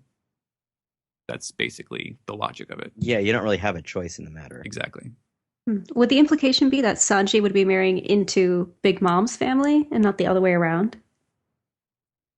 That's a good question. Yeah, that's actually true. Like, that is a thing that happens in Japanese culture, where if a business is to be passed along in a family with only daughters, you marry a man into the family, and he becomes essentially an adopted son and takes over the business. That's the thing that happens. Yeah, we can't rule it out yet, I guess. Anyway, next one comes from Monkey D. Luffy 0. Do you guys think Big Mom's power is to bring any inanimate objects to life? That's why she has a living ship, and Baron Tamago is a living egg. Perhaps she mostly uses it on food so she can eat anyone who's insubordinate. I like it. I wouldn't rule that out. I don't know about inanimate objects. I think her power, it would be more food related or dessert related. Yeah. Like Boo.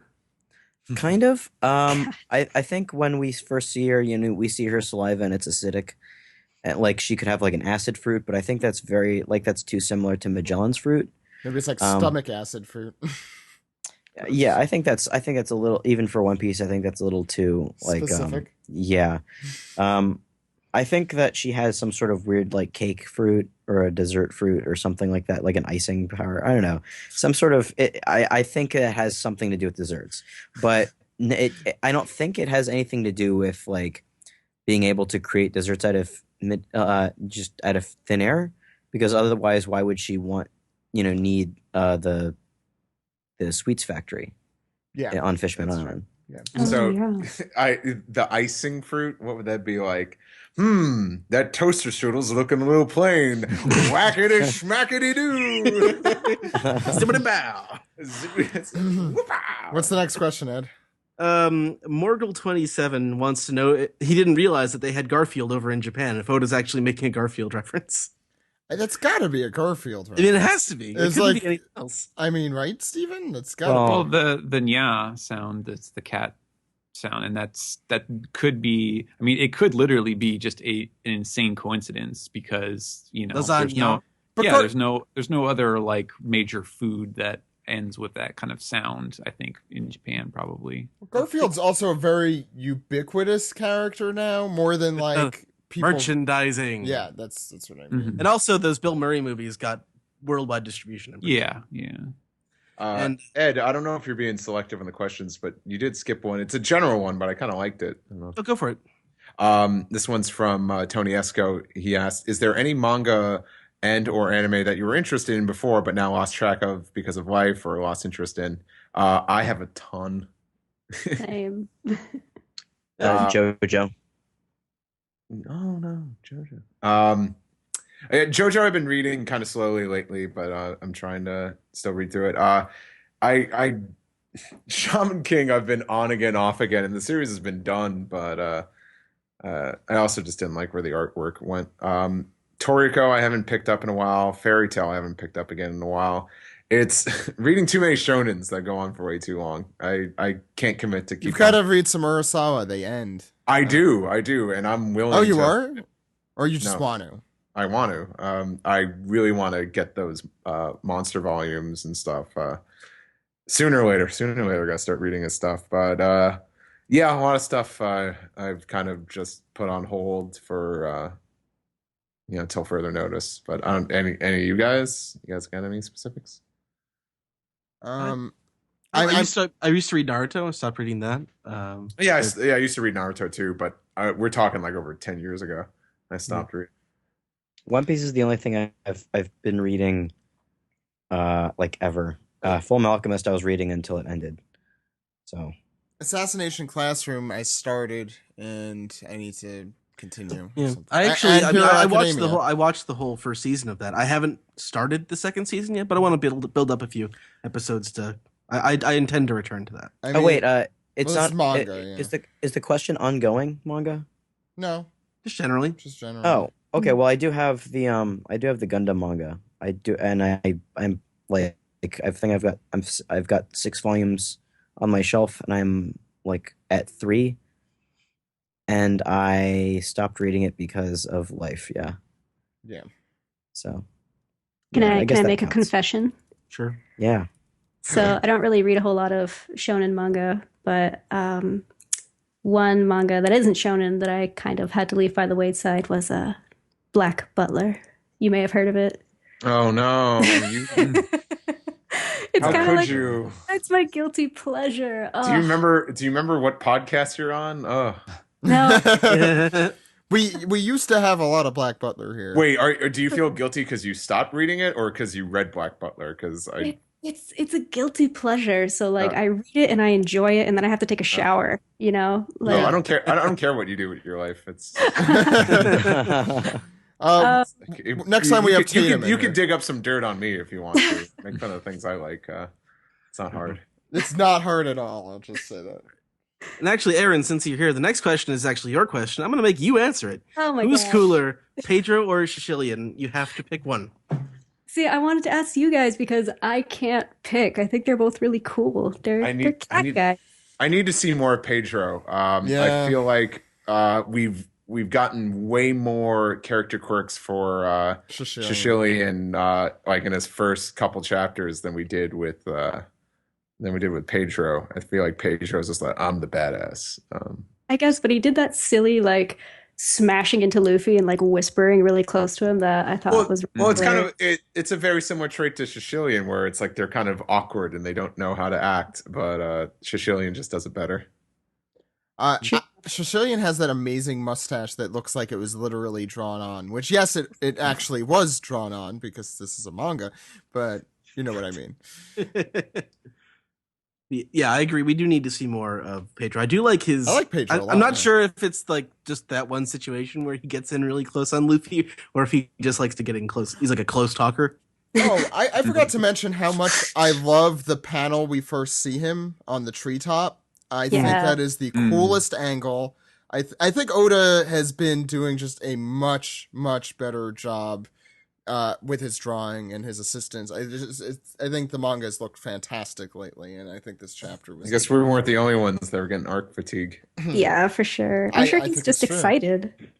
Yeah, I think. Well, he also is a big animal fan, which should not come as a surprise to anyone. I mean, look at this manga. So I think he's just psyched, and he's doing a good job. You can really tell his heart's back in it. Mm-hmm. All right. Next question comes from Mark. 2 podcasts ago, you said Hawkins is the most forgettable supernova. Why? Who? Next question. Basil Hawkins, the magician. His powers are really non-specific, and we don't really know anything about him. He's barely gotten involved in any of the post time skip like events. So all the other characters like Rouge and Apu and even Kid and Killer, they all have, I don't know, their quirks are more interesting to me. They seem cool. Well, because Basil Hawkins is sort of a boring character. He just kind of carries himself as a boring character. It's not his fault. I think he has a cool power, the Scarecrow thing. We just only saw it like the once. You know what? I'm sure we'll see him more and be like, it's pretty cool. It's just like with Capone. Capone was like definitely the most forgettable up until this point. I think we could definitely. Yeah, I disagree with that, but yeah. Oh no, he was probably in a tie with Hawkins and Capone before this happened. What's the next question, Ed? Next question comes from Magic Otters. I hope the PC port of Burning Blood isn't god awful like Pirate Warriors 3 was. The PC community needs more love from Japanese console developers. Also, serious question from her for once. Do you think Zoro will ever say Sanji's name? He has said Sanji's name. Yeah. Okay. Sorry, that came off really mean. No, but well, he didn't in Japanese. Right. He didn't. Oh, really? Yeah. Oh. But in Portuguese, go ahead. I think one day, yes, he will say his name. I think it's fair to say. When they're making love. Yes. Nice. Nice. I'm just scrolling through. I'm just scrolling through the Twitter questions. A lot of these are stuff we've gone over already. Next question comes from Javuz. How will the Straw Hats versus Blackbeards one-on-one matches go? Luffy versus Blackbeard is obvious, but what do you think about the others? Usopp versus Van Ogre. Yeah. Zoro versus Shiryu. Probably, yeah. Frankie versus Jesus. Who can even fight San Juan Wolf? Come on. Frankie. Jesus is a wild card though. I could see him being paired up Sanji. against a lot of people. I see him Frankie. Yeah, San Juan, maybe they just sneak inside him and he explodes from the inside. Hopefully like they just don't. Hopefully it's just not a repeat of Fishman Island where it's just Sanji fighting him. It's like, I'm going to kick you in the eye. I'm like, oh. But anyone else have any? Who do you think the Katarina Devon would fight? Nami. Probably Nami. She's Not got Robin? she's got like a spear, right? Nami's got like a staff. Well, Well, perhaps. they kind of had like makeshift weapons during Marine Bird. And maybe Chopper would fight Alberto Pizarro because he looks like a cat, like the animal fight. Yeah. Mm-hmm. But we know so little about the other half of his crew that it's kind of hard to I say. think Sanji would fight Lafitte. Yeah, I was just thinking that. Yeah, probably. With his feet. Okay. Yep. with his Lafitte. Oh my god. Yes.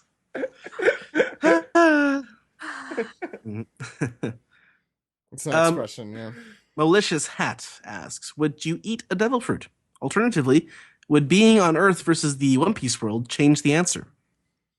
Yes, I think the second part is definitely a yes. I don't think it would change my answer if no matter what world. I think if I was in this boring world that we live in, it's like, hey, you want to eat the devil fruit? You can't swim anymore. I'm like, well, no one really likes swimming these days. What? No one does. All of a sudden, like once you hit your 20s, like people didn't want to go in the pool anymore. And I go to the beach, like no one goes in the water. I'm like, come on, this is fun. But Maybe. Well, you just hang out with lamos. I'm kind of lame like that. I hang out with Zach. You just hang out with lamos. When did we go to the beach together? I love going in the water. I would never eat a devil fruit. I don't want to give up the power to swim unless it was a devil fruit power that like enabled me to swim better. That doesn't make any sense. I would definitely eat a devil fruit. I would take the risk. I think it would make things exciting enough that it's worth that risk. Spice up your love life with a devil fruit. There you go. I think I would definitely eat one if I was in the One Piece world. I'd probably still eat one here because I don't care that much about swimming. Next question comes from Nine Claw Tiger. Took 17 years, but our little chopper finally hit puberty. Greg called it. Neo Furry is about to EXPLODE. Okay, next one. 91 Ryan asks, today's chapter was great. There was plot and jokes. I also said that Cat Viper reminded me of an angry Garfield, and he is. If you could give each Straw Hat a Pokemon partner, who would get what? Does anyone here? I mean, who plays Pokemon here? Okay. That's good Pokemon. Luffy would probably get Apom. Mm-hmm. Zoro, Scyther. Nami, I would say Persian. No, Nami would get the where's that little weather guy? From weather stuff. it changed cast form. Oh, cast form. Yeah, cast form actually. Would Sanji get a Hitmonlee? Yeah, probably. Robin would get an Umbreon. And that's all there is to it. That's Really? true. Yeah, it's like dark and spooky like her. I don't know if I had another idea for. Or she might like a ghost Pokemon too. Oh, I that's always, true. I always associate Sanji, Sanji, Hitmonlee or Blaziken. Frankie, I always thought of Machoke, but now it kind of. No. Frankie would get the Golurk or the It's like a. It's sort of like Golurk. Yeah, I was thinking of him. He's like the big O. It's a golem. It's a golem ghost. What's the reindeer from Black and White? I love that one. Shit. Googling. Is that what its name is? Googling. Yes. Brooke would get some sort Deerling. of Deerling. Deerling. Yeah. Deerling or Sawsbuck. Sawsbuck. That's the one. Sawsbuck is awesome. Let's see. What are we Brooke. missing? Brooke. Did we say Brooke? The ghoulish ghost Pokemon The from ghoulish ghost. I could hear the teeth grinding from Zach, Ed, and Steven. It's the I what's don't it know what called? you're talking about. I know Generation 1 Pokemon. That's about it. What's the Grim Reaper one that Yeah, that's what evolves I'm into trying to think the of. Cyclops thing? Yeah, I'm trying to think of that one. I don't That know. one. Yeah, that one. Someone's yelling angrily into their iPhone or whatever right now. Oh, you guys don't Crashing. even know. Crashing their car. Have we named them all? Yeah. Or, What about Chopper? Bro- Oh, we already did Chopper. yeah, Chopper is a Pokemon. Frankie. Brooke can also have a Ghastly. Yeah. Yeah. Ghastly. Okay. What's the next question, please? Hold on. Alright. Do we, no, we no. named them all, though. We named them all. No. Usopp. No, shit. We didn't name Usopp. Don't, God damn it. The Nuzleaf's Shift Tree. Yeah, I was going to say The one that looks yeah, like a Tengu. Yeah. Yes. Ed, for the love of God and all that Okay, and our very own What Shao. about future Straw Hats? Do you think Killer is related to the Vinsmoke family? He's a blonde like Sanji, and it's in his name. Oh my God, being blonde does not necessarily. Well, I guess it is in his name. That The one thing that I think is interesting is that we've never seen Killer's face, so who the fuck knows? What was his childhood depiction? He's eating pasta and his hair is covering his face. He actually kind of looks more like Korra. Yeah, his hair is sort hair. of wavy. Yeah. Because because hair, of course, means that they're related. Just how Zoro is related to Smoker because they have the same haircut. No, Paulie's related to Smoker because they both smoke cigars. Yeah, that's true. They are. But Polly is also blonde, so he's probably related to Sanji. That's Oh right. my God, you're right. But Wow. Bonnie is related to everyone. Ed, what's the next question? Himawari323 asks, couldn't Sanji have gone through Reverse Mountain to get to East Blue? Also, what do you guys imagine the Red Line is like? I don't think you could get. Very You could only rocky. get to the Grand Line from Reverse Mountain. You can't Right. get to the other blues. And if you had a Sea Stone enabled ship, you wouldn't need to go through Reverse Mountain in the first place. You just sail through the calm belts. right, yeah. What's the next one? But did you guys have any opinions on like what the continent of the Red Line is like on top of there? See, I always kind of imagined that it was like super barren, and that's why there's only one big city on it. Well, that we know of, I guess. I don't know. It's a really good question. Wouldn't it be hilarious because we always thought like the Grand Line was like serious business and like no one lived there, and when it turns out people just live there. It'd be funny if like they go on the Red Line and people just live there. Well, Oh, welcome to my thing about happy Red little Line- town. See, I was wondering, most like, of the Red Line borders like the blues, the blue oceans, and it just most of it doesn't border the Grand Line. Well, the problem is there's no like real Earth equivalent to that, so I don't know what to. I was just thinking of it. This is what the Grand Canyon would be filled with. That's what I think of the Red Line. What's the next one? Actually, this is our last one Ooh. from our very own Brian Newton. I wonder if the training island of CP9 is connected to Vinsmoke family. They did have a mystery trainer. And one more thing. The origin story of Jewelry Bonnie is... Oh, wait, is that catnip? Runs off. Brian was going to come on the show, but he got tied up. But thank you, Brian, for leaving a question. Hopefully next week. I don't know if I really believe the Cypher Pole Vinsmoke connections. They certainly it's have a because- thematic connection there. I mean, yeah. I think it's the people saw the scanslations that said assassin, whereas I guess killer can mean a variety of different things. Mm-hmm. So they're gonna maybe kill that's what her. People are just thinking, better her than me. People are just thinking like, assassins. Oh, like CP9 because they're the only assassin group that we've seen so far in the series. But it makes sense for Robin to have heard the name Vinsmoke because she's been around the block. She's been an assassin. She's She still knows. Robin from the block. Okay, I think that's going to close us off for this Piece Together segment. Are you guys ready to round off? All right. Yeah.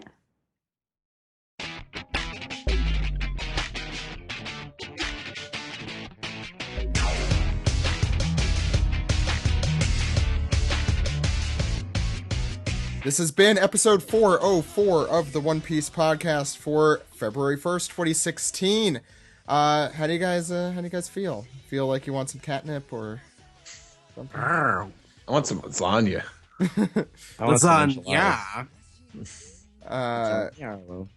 Anyway, I want to thank you guys all for coming on today's show. Dude, especially for your musical numbers.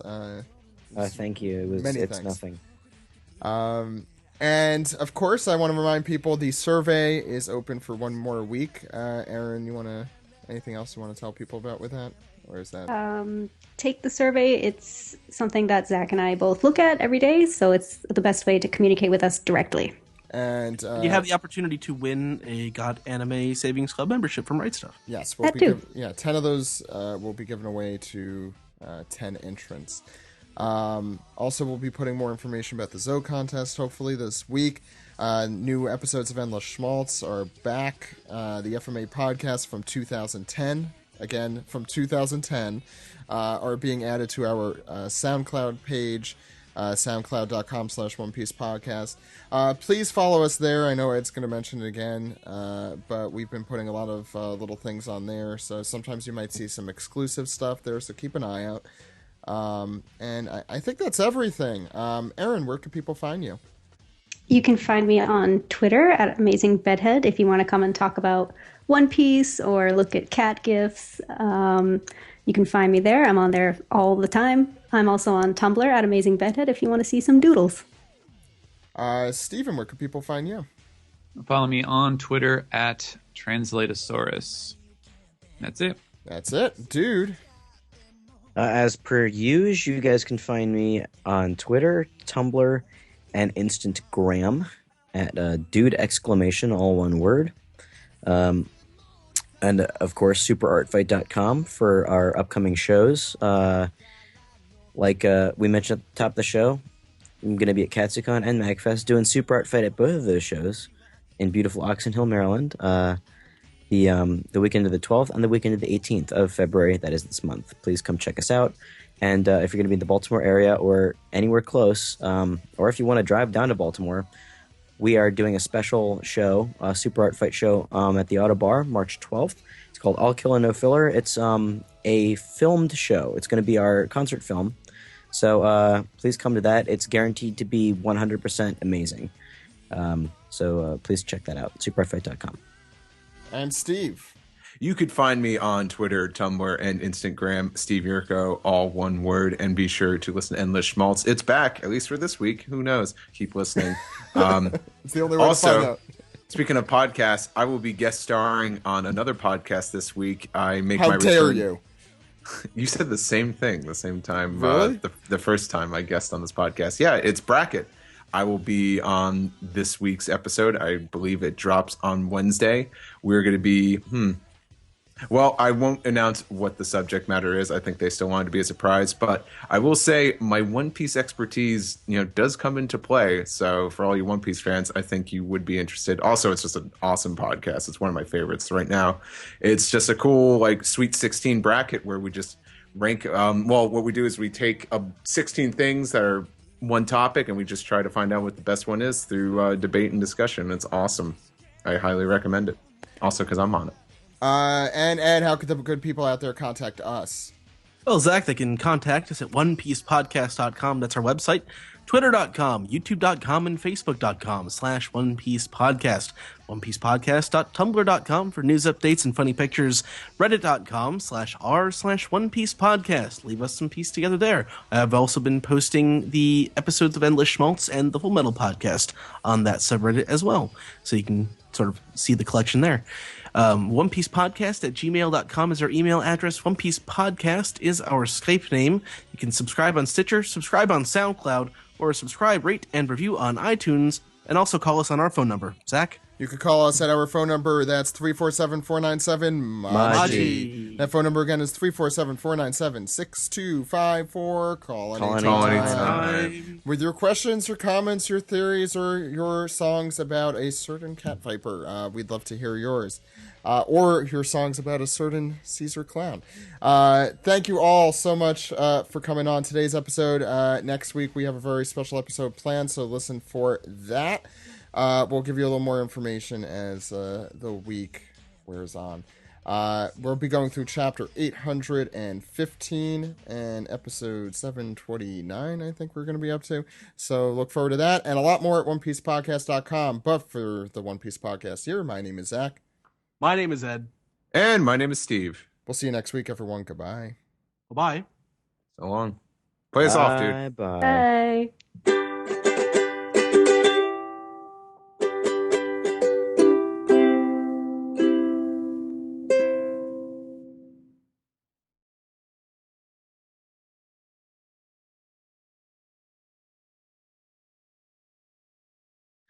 Brooke sings the rest of his song, but I'll start from the top. Oh, what? Holy shit! Hold on. That was That's weird. my agent. That was a sour He says I can perform for free. Okay, sorry. Siri decided to. That was really Is weird. it telling you what chord you're playing? My phone's like across the room. It's supposed to be okay. That's weird. Is Siri going to start singing along with you like I'm- in her? In her, yeah. I'm banging my phone, guys. I didn't really say that, but I'm just saying. Sometimes cats can be a little absent-minded. Steve, you want to finish us off here? No, you don't? Okay, I guess we're done. No, hey guys. It's like Cat Viper says. It's like listen up. I'm only in this just because I decided to be. And Chopper's like, sure.